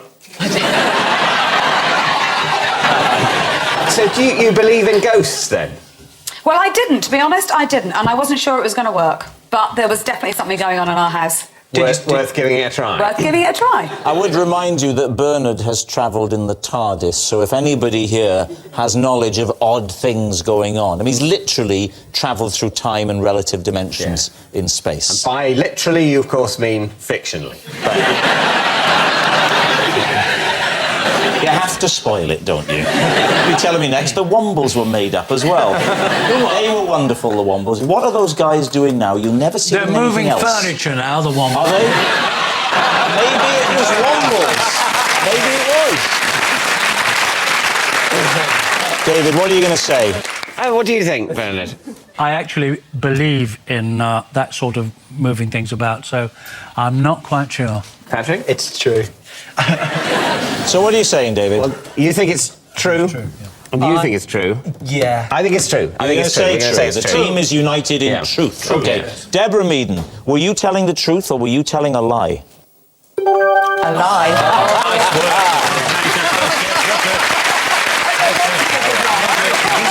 Yes. Deborah has not had her house exorcised after several weird occurrences.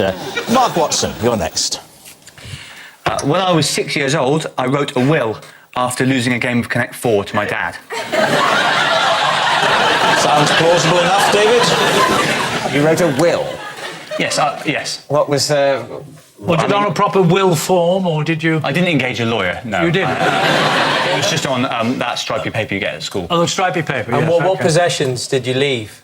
Well, all I really had was the Connect 4 set. And I left it to my dad as a deliberate act of spite because he'd beaten me. I mean, he'd beaten me at Connect 4, that is.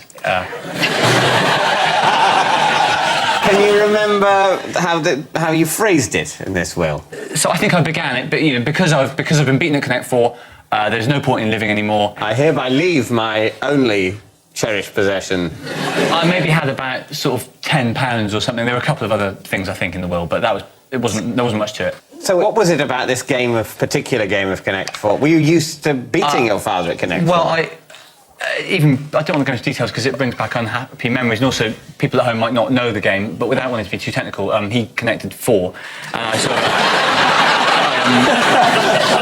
it was quite a built-up tournament, you see. It was a sort of best of 7 again. My dad called it the Watson Cup. I grew up in quite a competitive family. Yeah.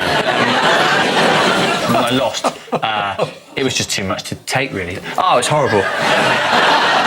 It was horrible. So you lose at Connect 4, you throw a bit of a tantrum. Oh. Well, you call it a bit of a tantrum. I lost 4-3 from 3-1 up. Yeah, but presumably... you storm upstairs to your room. Yep. You take out a fresh sheet of paper. Yep. You write the bitter will. Yes. What do you do then? I thought that my parents would panic, think I was dead, become guilty, and my dad Why would they think you'd stormed upstairs to your bedroom? Why would they assume you were dead? Oh, sorry, no, I went downstairs and left it where I knew they would see it, yes. And then At you the went time, back upstairs? they were watching Wogan, so they were distracted. All right. I think it was Wogan. Young Mark Watson there, and he's about to take his own life, don't you know? First, Chris Rea, The Road to Hell. How's it work? Uncanny. How did your mum and dad react? My dad saw through it pretty quickly. He came up the stairs, knocked on the door. I said yes, and he said, thought not.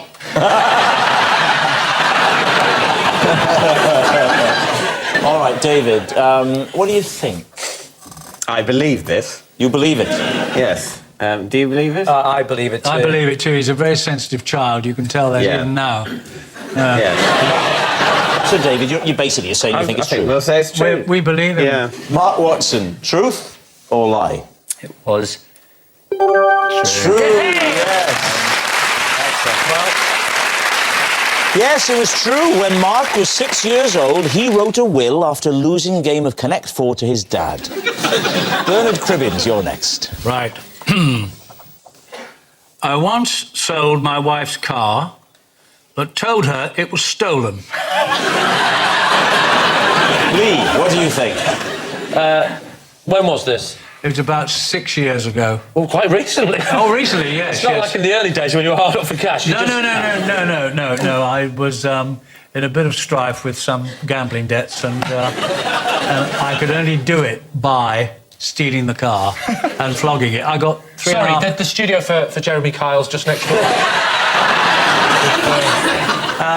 I think I got $3,500 for it. And how do you explain it to your wife? I told her it was stolen. I said it was outside, love. I don't know what's happened. Where's your car? You said bloody wombles will take anything.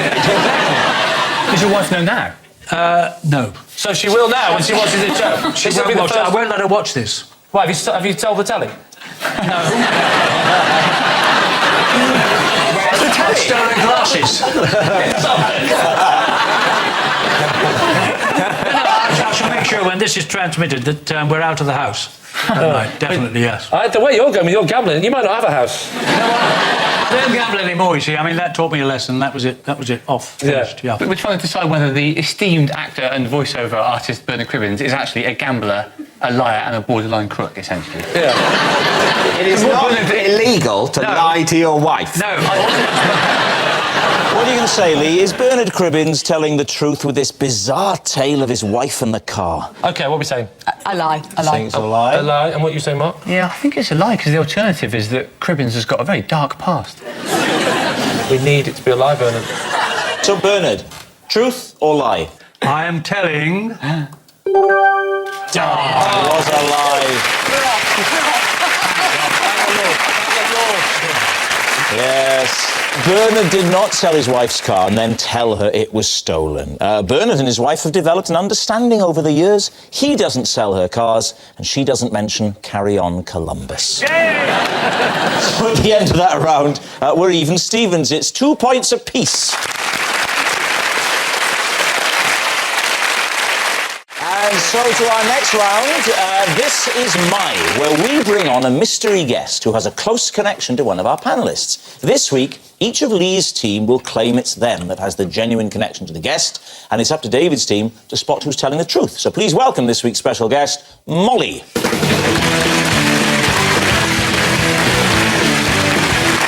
Welcome, Molly. So, So, first of all, Deborah, perhaps you could tell us how you know Molly. Well, this is Molly. She came into Dragon's Den. And she was so nervous that she left after 20 minutes without saying a single word. Right, OK.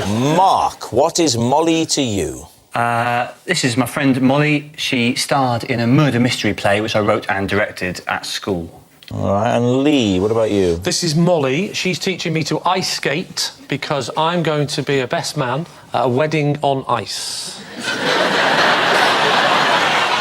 we have it. David, over to you. Right. Well, Deborah, what was Molly coming into? What was her business? It was sort of eye shades for, well, sunglasses for dogs in summary. And she brought the dog in and it took 10 minutes to settle the dog down. And then I think maybe Molly got a bit nervous and... So she came up with the dog. The dog's not wearing the sunglasses. I'm simplifying. It wasn't just sunglasses. They were kind of shades for the... They were slatted, shady things for the So eyes. the dog was wearing Venetian blinds. Venetian blinds. So they can go like that, so that you can turn a handle and blind the dog. And did she get any money at all? She didn't say a word. So... She didn't say a word. She went straight back downstairs, well, after 20 minutes. And you've kept in contact ever since?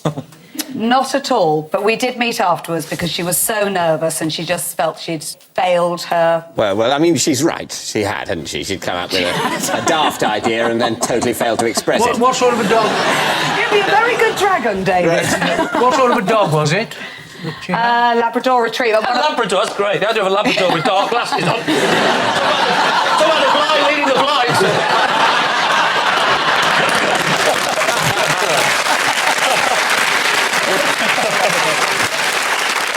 So, Mark, was Molly at school with you? Yes, she was. Yeah. She was at and so you wrote the school play, which was vaguely about a murder, and you cast her in it. I both wrote and cast the play, yeah. And so what was the plot of the... Well, I think it was probably a lot of nonsense, but there was Molly... We'll be the judge of that. Molly played, I think, the wife of a rich man who was murdered, and it was all a bit silly, you know, the way school plays are. It's a while ago, so I can't remember. I love the fact that you remember every single detail of a game of Connect 4 when you were 6, but 10 years later... Yeah. Theatre comes and goes, but Connect 4 stays with you. What was it called? Do you remember the title? The title of the play. Of the play? No. Yes. Any title. Just have any title. Work your way from titles of things you know. I think that'll give you time to make up the title of this play. It was called Arsenic and Old Mice, which was a play on the play Arsenic and Old Lace. Lee, where are you learning to ice skate? Tell me. I'm learning to ice skate at Alexandra Palace. Right. And how far have you got with it? Well, I actually... can you stand on one leg and do all that stuff, yeah? Oh, yeah, but not on the ice rink. No. Alexandra Palace? Yeah. Yes. So, is that the nearest ice rink to where you live? It's not... I don't know if it's the nearest one, but it's the one where... I'll tell you, no, it isn't. OK, it isn't. But when my friend, who said we're having this ice skating themed wedding and we're all training every week for the little moves, I didn't say, is there any chance you come to me? Because the day's all about me. My friends are into ice skating. So really? Yeah. What an appropriate thing for their wedding. They're actually going to do a routine, the man and wife. Right. They're doing a routine on the ice because they're ice Fully skating. clothed, I hope. Fully clothed, oh, yes. Fine. Yeah, I don't know which films you watch, Bernard, but naked ice skating isn't really big. So they're going to board it off, so you have an aisle of ice. Aisle remaining of ice. The rest of the ice is sort of carpeted with seats on it. I don't know. You're mixing me up with admin. OK. So, and what's your role in the It's wedding? like this, I sort of tumble and then go like that. So are you best man? Are you presenting the rate? I am that very man, yes. I'm the best man. So what do you have to do? What's skating? What skating do you have to do? They've done their routine. Right, and OK. You Listen, skate in. Just to be absolutely clear. OK, so the vicar comes first. Patrick, you're a guest. Just listen to me. And basically, they're going to do a big routine, and the bridesmaids are going to be part of the big routine. And the idiots like me that can't do much, we're just going to skate off on at the end like that. I'm just talking to the fat members of the family as I'm walking home. How many lessons are you having? Finished the routine yet. Sorry. And then I get to the end like that. I've got the ring. I do one quick, I don't know what they call it, axel, down on the knee, present to groom. Like this. And then the groom, don't patronise me. And then everything's just themed, and it's going to be beautiful. And then where's the reception happening? That's happening at the ski slope in... the reception's at Alexandra Palace as well. Right, we need an answer. So, David's team. Is Molly Mark's leading lady, Deborah's shy entrepreneur, or Lee's ice skating teacher? David. Well, I think we agree that Lee's story is... The truth, and that's the end of the round. Too plausible. I think Mark would remember more about this play. I think he's been very vague about this play on purpose. Flanneling like mad. You think you think it's true, but he's been deliberately vague? Yeah, I think so. Does this woman look like someone that puts Venetian blinds on dogs? Does any woman look like that, to be fair? What do you think? Deborah. You think Deborah? Yeah. No. You don't think that? You think Mark? I think it's Mark. Well, I think it's Deborah. Do you know what? I'm starting to feel like the ugly one on Blind Date. Well, I think I agree with Bernard. I think it's Deborah's former Dragon's Den contestant. OK. Yes. Molly, would you please reveal your true identity? I starred as the wife of Sir Leonard Onions in Mark's play Arsenic Bill Mice at school when he was my house captain.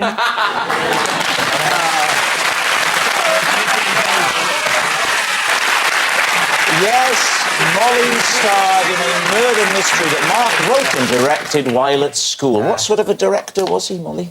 Masterful. Really? Yes, really. That's the end of the round. Molly, ladies and gentlemen. Thank you. Which brings us to our final round, Quickfire Lies, in which our panellists lie not only to their teeth, but also against the clock. We will start with... it's David. OK. As a child, I had a special way of communicating with Captain Kirk during Star Trek episodes. True. On we go. What do you reckon? And that special way was? I had two ways of communicating with Captain Kirk. One was with a little calculator that, when you it had a sort of leatherette case, and when you flipped it open, it was, to my child's eyes, uncannily identical to a Star Trek communicator of the old sort. We're talking pre-nipple punch. You do this, David. No, it's more sort of. Yeah, no. It would open with, it would go, and then it would go, and he'd press the button, Kirk to Enterprise, and it would go... Oh, yes, that's the secondary noise. Just a question, did you two ever have girlfriends? Yeah. No, I didn't, in all honesty. As a child, did you? No. It was a great noise, wasn't it? Yeah. Very comforting. It was, yeah. That kept me company. Who needs people? Exactly. And what was the second way? The second way was... I would sort of converse a bit with the characters on the screen while it was happening. So join in, slip in. Oh, that's good thoughts, Captain Kirk. Don't interrupt me, Spock. I'm talking. Do you know the characters of the famous Star Trek? Yeah. There's Uhuru, what is she? Uhuru. Yeah. Sulu. Chekhov. Bones, yes. McCoy, actually, properly. Rob, have you ever refereed anything before? You'd make a terrible referee at football. Why don't you try kicking it in the top like that? Right, what are you going to say then, Lee? What do you think? It's the bit that rings most true actually about all of this was when he went, I flipped it open, because I remember those calculators. They used to have a little thing. There's no doubt. And did you do the old thing where it spells boobies when you turn it upside down? He didn't know what they were. Okay, so. Is David telling the truth, Lee? What do you reckon? Right, OK. Do we believe David, as a small child, would be so lonely and sad that he would have to use his calculator? Okay. Yes, we do, yeah. You're saying it's true? We're saying it's true. You sure? OK. David, is it true or is it a lie? I prefer the word imaginative to lonely, but yes, it's true. Yes, it's true. As a child, David did have a special way of communicating with Captain Kirk during Star Trek episodes. David particularly liked Leonard Nimoy. That odd life form obsessed with logic would tune in each week to watch Mr. Spock. Oh, yes. Next. Right, that's me. Possession. Right. Pick it up first. Steady. This is a prototype invention of mine that I'm hoping to release one day.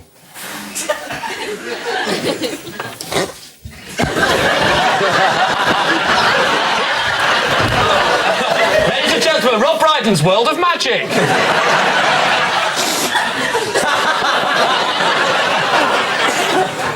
Teams, questions? Yeah, well, I mean, obviously, it's a TV aerial for the bath, isn't it? On first inspection, you'd think so. It's actually not. Don't tell us. Let us guess what it is. All right, try and guess what it is. Can you demonstrate how you would use it? See if we can Yes. guess. Yeah, please do. Can I come out? That's Is now a good time? You did. He's cleaning something. Oh, Footprints. He's painting. cleaning Painting. You're footprints. painting. Oh, painted a dotted circle. He's doing I haven't finished. Hang on, he's painted a circle or has he cleaned the circle? He's patting children on the head. Incidentally, I've just remembered something. This isn't a mime show. Tell us what you were doing. It's a thing for kids. I've got a lot of children, and it's an idea I came up with, and it's just a big kind of painting stick. It's just a silly painting stick. I'm very interested, actually, to know what you think, Deborah. I think it's £5 very... grand, that's all I need. Oh, you just need £5 grand. Anybody? Anybody? I think probably you in particular. Oh, me. You're quite well known for being rich. Quite seriously, all jokes Do you know how aside... you get rich? Probably not like that. investing in things like Deborah, that. stop talking to the idiot at the end. Oh, sorry. Talk to this idiot. Yeah, Seriously? Oh, don't buy into that. What do you mean don't buy into it? Don't buy into that? No, not this. Buy into this. Don't buy into that. You've been rubbish on Dragon's Den. See this? Don't buy into that. Deborah, what do you think? Seriously, what do you think? Seriously, what do I think? It wouldn't be wood, like this is a prototype. It would be a gaily coloured plastic, maybe with some kind of laminate cover on it with zigzag. Kids Would it love be zigzags. nothing like that? Well, it'd be quite a lot like this. Can you imagine if you asked for a Nintendo Wii and Dad came home with that? There's not much you can do apart from do circles, though, is there? Yes, there's plenty you can do. That's a... You can do that with normal With this invention, you can do this. Yeah? Another... Oh, you mean another one of those circles you were telling us about? But is it a circle, Lee? Well, it's starting to become a circle, yeah. You think it's a circle? Wait a minute. It looks like it. Oh, hello. Do you know what? I'm in. I am in. What would you call it? 4 sponges on a stick. Rob's colourful stick. Hey, I'm not falling for this again. Right, what are you going to say? I've seen a lot of inventions. Yes. That's not even an invention. Oh, well, no. I'm going to be maverick here, and suddenly I think it's a good idea. No, I do. It is a good idea. It's great fun. I'm starting to look forward to actually borrowing that and playing with my kids with it. What are you going to say? I say that I think Rob is mad enough to think that's a good idea, and we should say that's true. You're saying it's true. David Mitchell, what is your team saying? Rubbish. Absolute rubbish. Do you think it's a lie? A lie. He's mad enough to have come up with that, I think. My instinct is that it's a lie. OK, you say it's a lie. You say it's true. Yeah. It's actually a lie.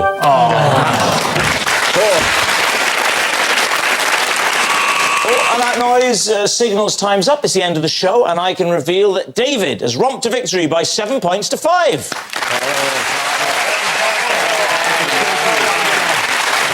But it's not just a team game, and my individual liar of the week is Deborah Meaden. Yes, Deborah Meaden, a woman whose ability to lie is tested every time Duncan Bannatyne asks if she's pleased to see him. Good night.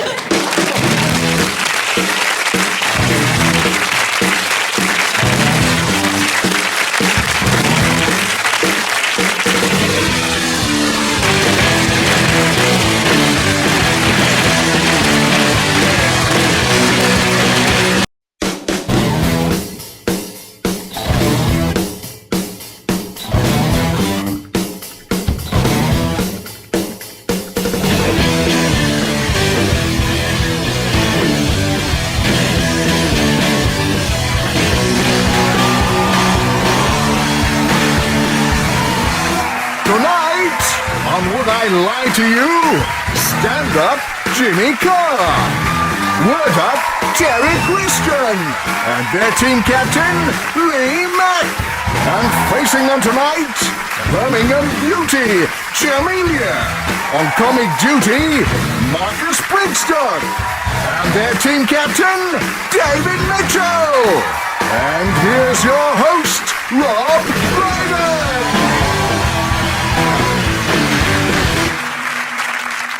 Good evening and welcome to Would I Lie to You, the show that prides itself on being a liar's paradise. According to scientists, certain people are able to tell at a glance whether someone is lying or not. They call these individuals women. And the very first lie was told by Adam and Eve when they denied eating the apple in the Garden of Eden. The cost of eating the apple, an existence of pain and mortality. Still, slightly less than a Waitrose pack of 4 organic pippins. And so to round one, Home Truths, where our panellists each read out a statement from the card in front of them. To make things harder, they've never seen the card before, so they've no idea what they'll be faced with. It's up to the opposing team to sift the fact from the fiction. And Jimmy, you're first up. All right. Please reveal. Prince Philip told me I was a funny-looking fellow when I was a ball boy at Wimbledon. David's team. What year was this? Oh, I was about 12 or 13, about 84, maybe? Something like that, ages ago. How did you get into being a ball boy? How did I get into it? Well, I just psyched myself up. Throw some balls to me.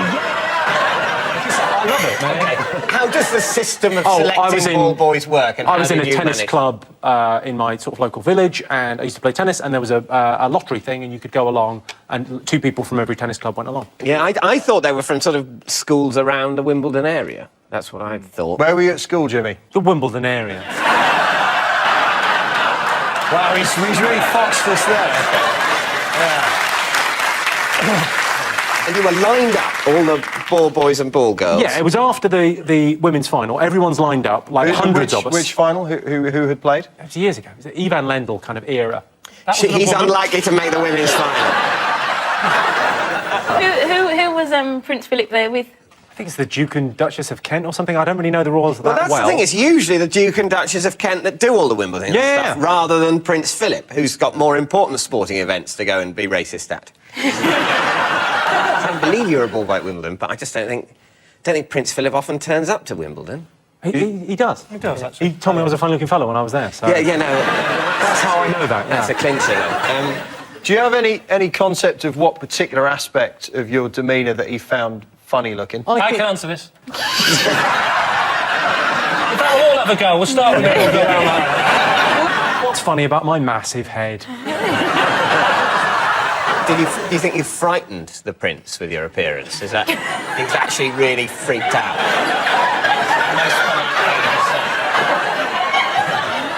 Do you know that joke works if you don't do that?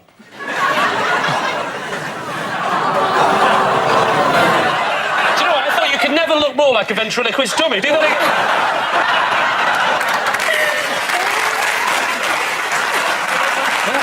You chicken monkey! You go back in the box! Hey? Right, David, what do you reckon? Yeah, well... Is he telling the truth? What do you think? It could be true because of his face, but...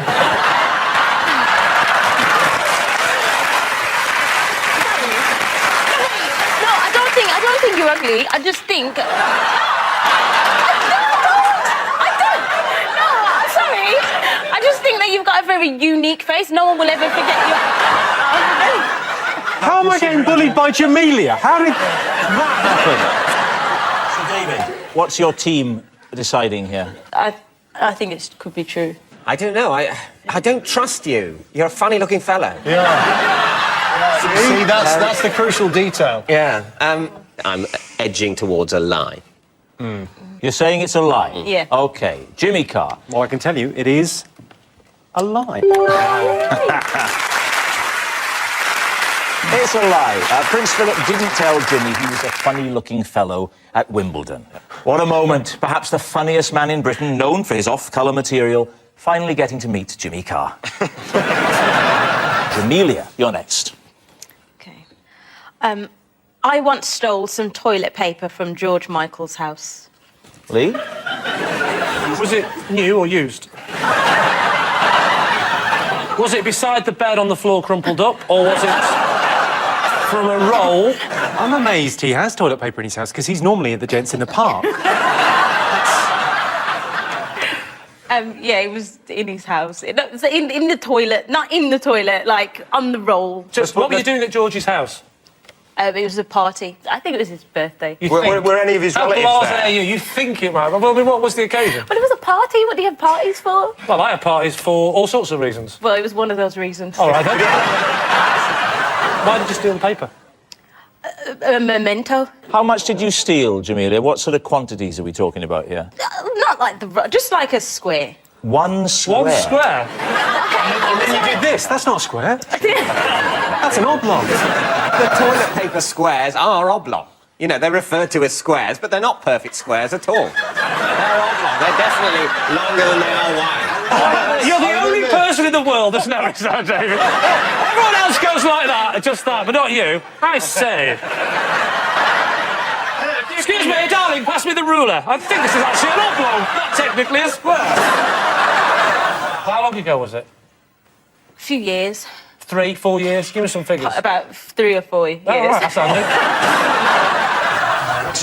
No further questions, Your Honour. False. I think if you were going to steal something from George Michael's house, you would steal something a bit better than that. Hey, what do you want? To take a flat-screen TV? I mean, there's taking a memento, and then there's just being a thief. I think you're edging towards saying it's a lie, I suspect. I think it's... Me and Jimmy think it's a lie, but Terry, if you're going to overrule us, then... No, I'm just going to disagree, and that way I'll look great if you're wrong. You won't look great. Hey, give them your brutal quipping, not me. Oh, I'm on your team. Right, Jamelia, you're going to have a bit of brutal quipping. Go on, we'll say that's a lie, Jamelia. OK, so, Jamelia, they're saying it's a lie. Are you telling the truth? It is true. It's true. Jamelia did once steal some toilet paper from George Michael's house. I bumped into George Michael in the toilet once. We'd never met before, but he was very friendly. Marcus, you're next. Right. I worked as a podium dancer at the Ministry of Sound. You were a podium dancer at where, sorry? Yeah. At the Ministry of Sound. And what does that involve? I don't say just dancing. I mean, what did you have to wear, for example? Usually we'd get a phone call and they'd let us know if there was any colour theme. And then at certain points in the evening, they would just gather up those of us who were employed to do it and put us on a podium to get the crowd going. And what sort of tunes were you dancing to? This was early 90s, so, you know, early 90s house music. Like what? Name one. Hello. I can't help you here. I think the nature of that kind of music was that they were relatively indistinct tunes designed to create an atmosphere across the entire evening. Well, that's a stroke. But I mean, you know, well, there is an easy way to tell if he's telling the truth, which is. Would you like to show us? Not particularly.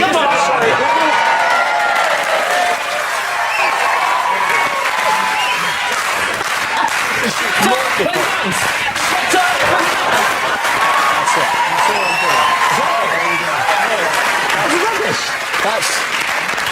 That's what I'm doing. I'm now a sort of moderately plump man in my mid-30s.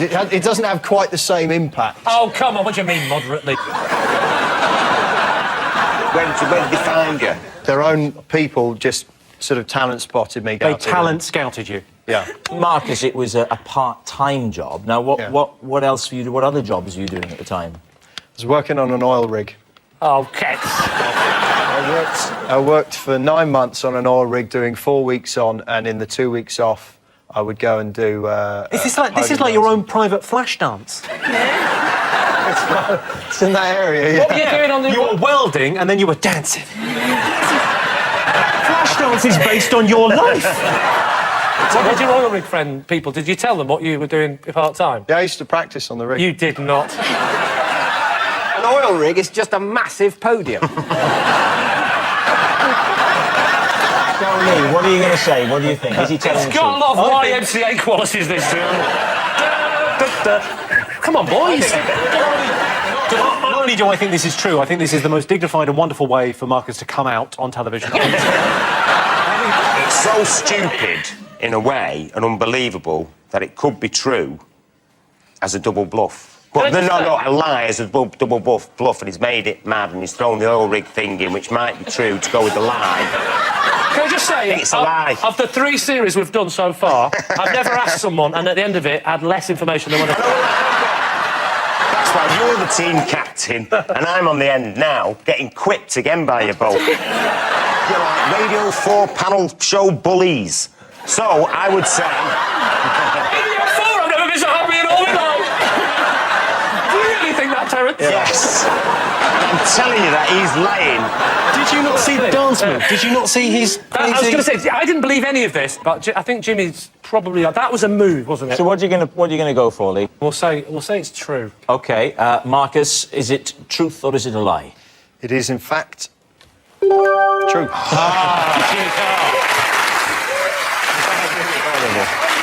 It's true. Marcus did work as a podium dancer at the Ministry of Sound. The DJ's got a lot of requests from clubbers at the Ministry, mainly, can you get that big posh bloke off the podium? He's putting me off my ecstasy. Our next round is called The Ring of Truth, in which I read out some amazing celebrity facts, and all our team have to do is decide whether they're true or not. Now then, Lee's team, take a look at this. This is my kind of town.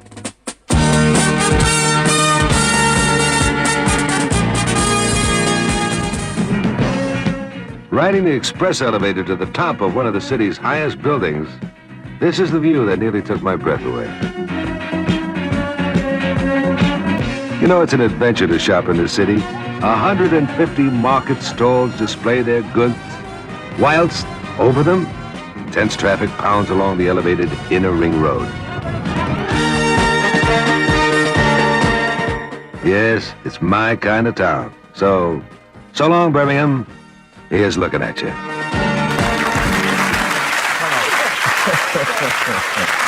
So here's the related fact, then, for Lee's team. Jodie Marsh has a degree in golf course management from the University of Birmingham. Now then, when you say related fact, it's not that related, is it? Well, it's Birmingham. I don't know, there's 2 Telly Savalas on a chest. It looks like those stuck-on ones, you know, that you can buy in the joke shop. What was famous about Jodie Marsh was that hers were actually real. Yeah, she's had an ongoing spat with Jordan over the fact that Jordan's had surgery and she hasn't. Yeah, because I've met both of them. Have you? Well, I mean, both, just Jodie both Marsh. And I kind of had a quick, you know, found out real.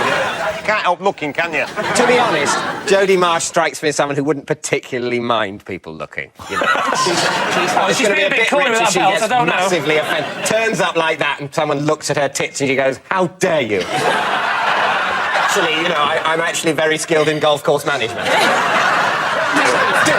to get taken seriously as a woman. Why would you do a course on golf course management? Well, she plays golf, and her love of the game comes from her grandfather, Jasper Marsh, who was actually a professional golfer. The University of Birmingham, is that... Did it used to be a polytechnic, or was it one of the ones that used to be a 24-hour garage? I think, to be fair, I think the University of Birmingham is a proper one. It's a proper university. Jodie wrote her dissertation on the placement of bunkers on links courses. She had to study... No, she didn't! Come on, Rob, you're pushing your luck now. What are you going to say on this one? What do you think? I can't imagine she's got a golf course management from the University of Birmingham. Terry? I'm going to say it's a lie. OK. Well, I think it might be true. Terry's off again. Either way, I'll end up being ridiculed by my own team. What are you writing down there? It's a letter to Points of View to complain about this show. So, you're saying it's a lie? We'll say it's a lie. You say it's a lie. OK, well, it's actually a lie. See? When we all agree, it's bonding. Jodie Marsh does not have a degree in golf course management from the University of Birmingham.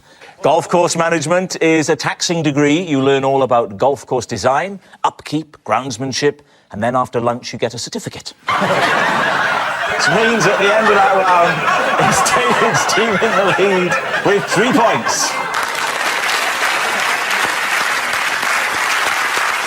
Our next round is called This Is My, where we bring on a mystery guest who has a close connection to one of our panellists. This week, each of Lee's team will claim it's them that has the genuine connection to the guest. And it's up to David's team to spot who's telling the truth. So, please welcome this week's special guest, Steve.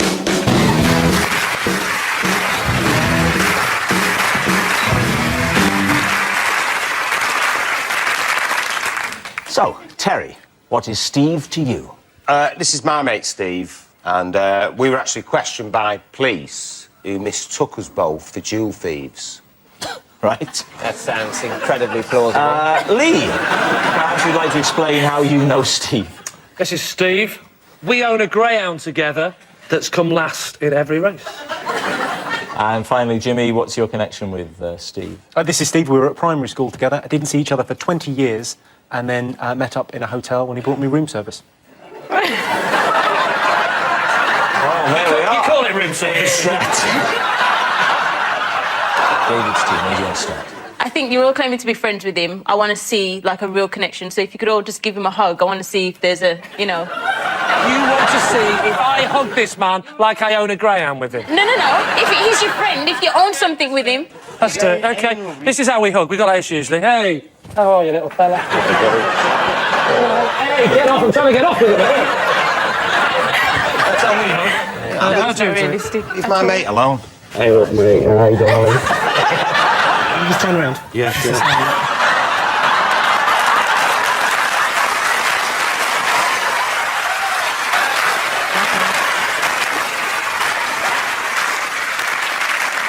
Which hotel was this, Jimmy, where... It was the Lowry in Manchester.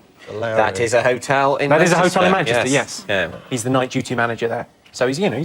He knew you were staying in the hotel and brought your room service up in order to renew say hello. your acquaintance. Yes, and I recognised him immediately and, you know... And did you go, oh, my God, Steve? Yeah, he really hasn't changed that much. Have you remained friends with him since that? Yeah, I stay in the same hotel quite a lot. Whenever Oh, so you only see him when he comes to... No, when you literally, go to the yeah. hotel? That's fine. He lives in Manchester, I live in London, so we see each other. He's not your friend, then. What do you want me to do, take him to the zoo? No. So, and Lee, what's the name of the greyhound you own with him? It's called Ballyregan. And how many times has Ballyregan raced? 6 times. And has always come last? Always come absolutely last. We put him in too high a grade. And where's Ballyregan raced? Wimbledon. Right. So where does he live? Wimbledon. Most of the dogs that run at Wimbledon are trained in Wimbledon. Right. So he lives at a kennels? No, he lives at the Trust House 40. Where do you think he lives? Dog tracks have adjacent kennels. They do. They very much have Ballyregan to. lives in the adjacent kennels. Trainers live around dog tracks. So you're in trouble now. David and dog racing, he knows everything about it. Yeah. If there's one thing, listen, if there's one thing I'm going to always beat David on, it's dog racing. Often down at Walthamstow with me Woodbine. What? Run, you little bastard, or I'll shoot How much is it? How much Where are is the it? pheasants? There's no bloody pheasants. I don't understand. We'll never catch the fox at this rate. What are you talking about? Pheasants? Dogs? Fox? I mean, what sort of a menagerie do you imagine I would be imagining? I'm in my castle with 10 different sorts of vaguely posh animal, all fighting each other, then I kill a servant and have sex with the wall. That's you all over. That's who you are. Right.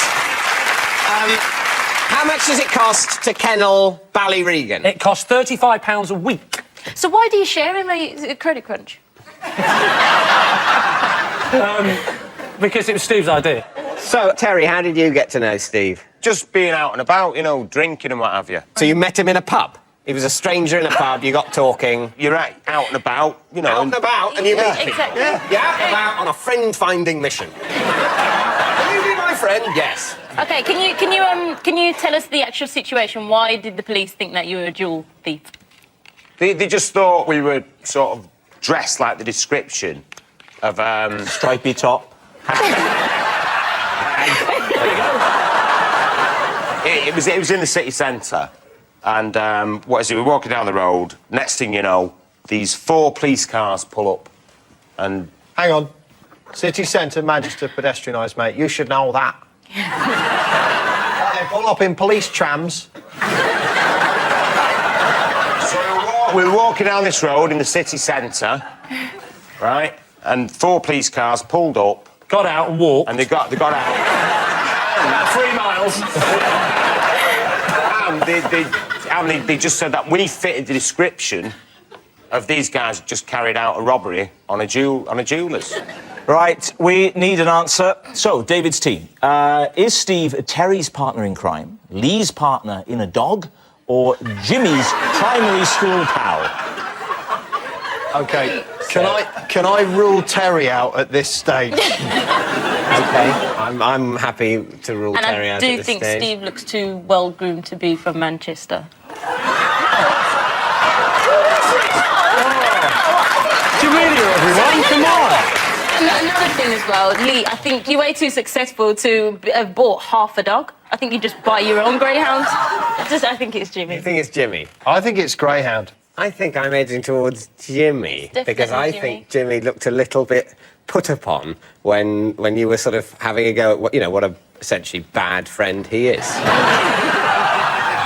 You're very much all for a quick sandwich in the hotel bar, but I've got gigs and stuff, so isn't it? Yeah. Catch you next time. I'm passing through town. So, David, time to decide. Well, I think we'll go with the majority decision, which is that we think it's Jimmy. OK, well, Steve, would you like to reveal your true identity? Yeah, the truth is me and Terry were mistaken as jewel thieves. Yes. Steve is Terry's mate, and they were questioned by the police, who mistook them for jewel thieves. Was it a pedestrianised area? No, it was in Derby, actually, not Manchester. You liar. No, I just said a city centre. He said Manchester. Thank you very much. Steve.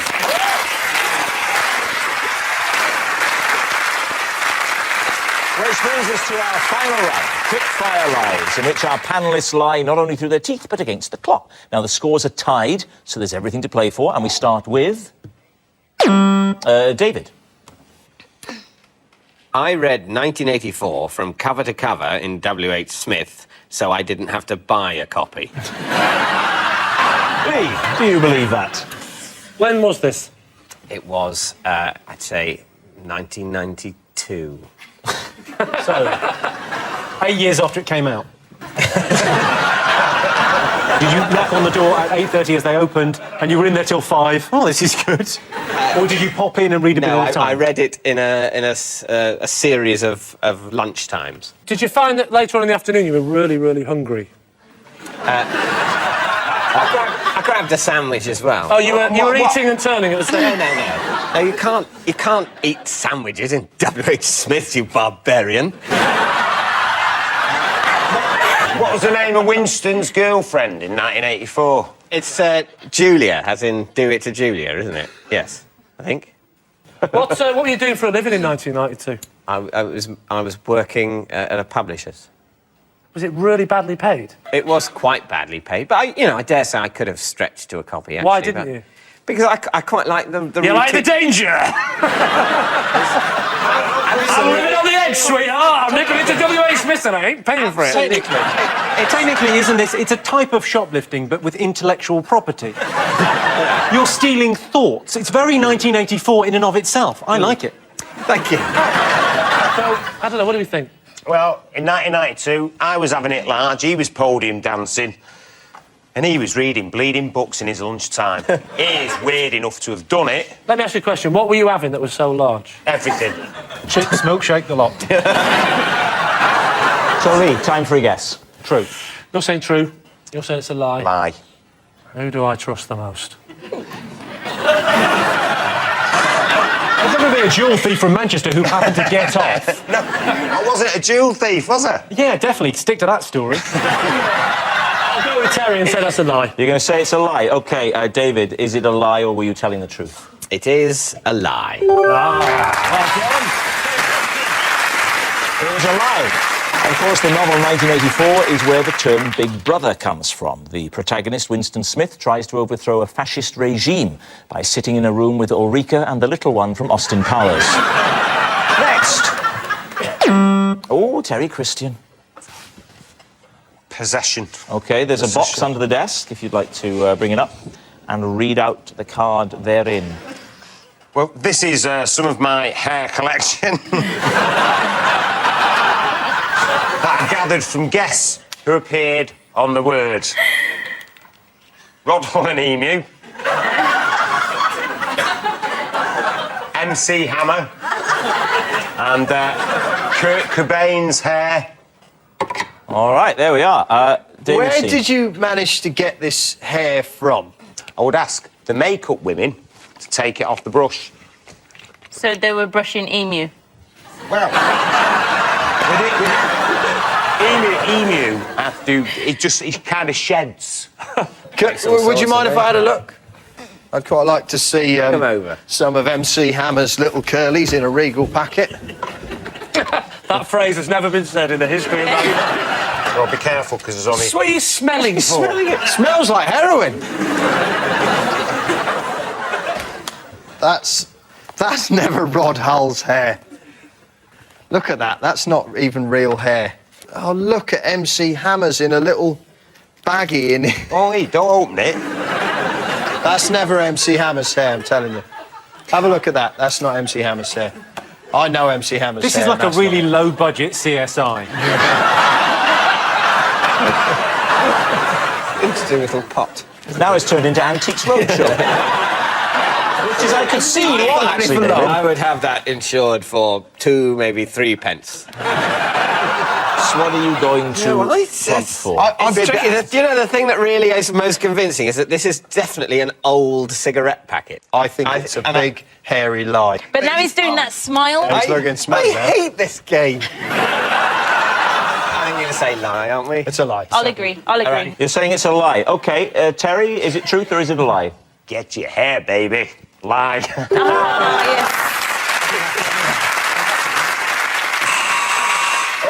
That's it. That noise signals time is up, and it's the end of the show, and I can reveal that David's team have 4 points, but Lee's team have romped to victory with 6 points.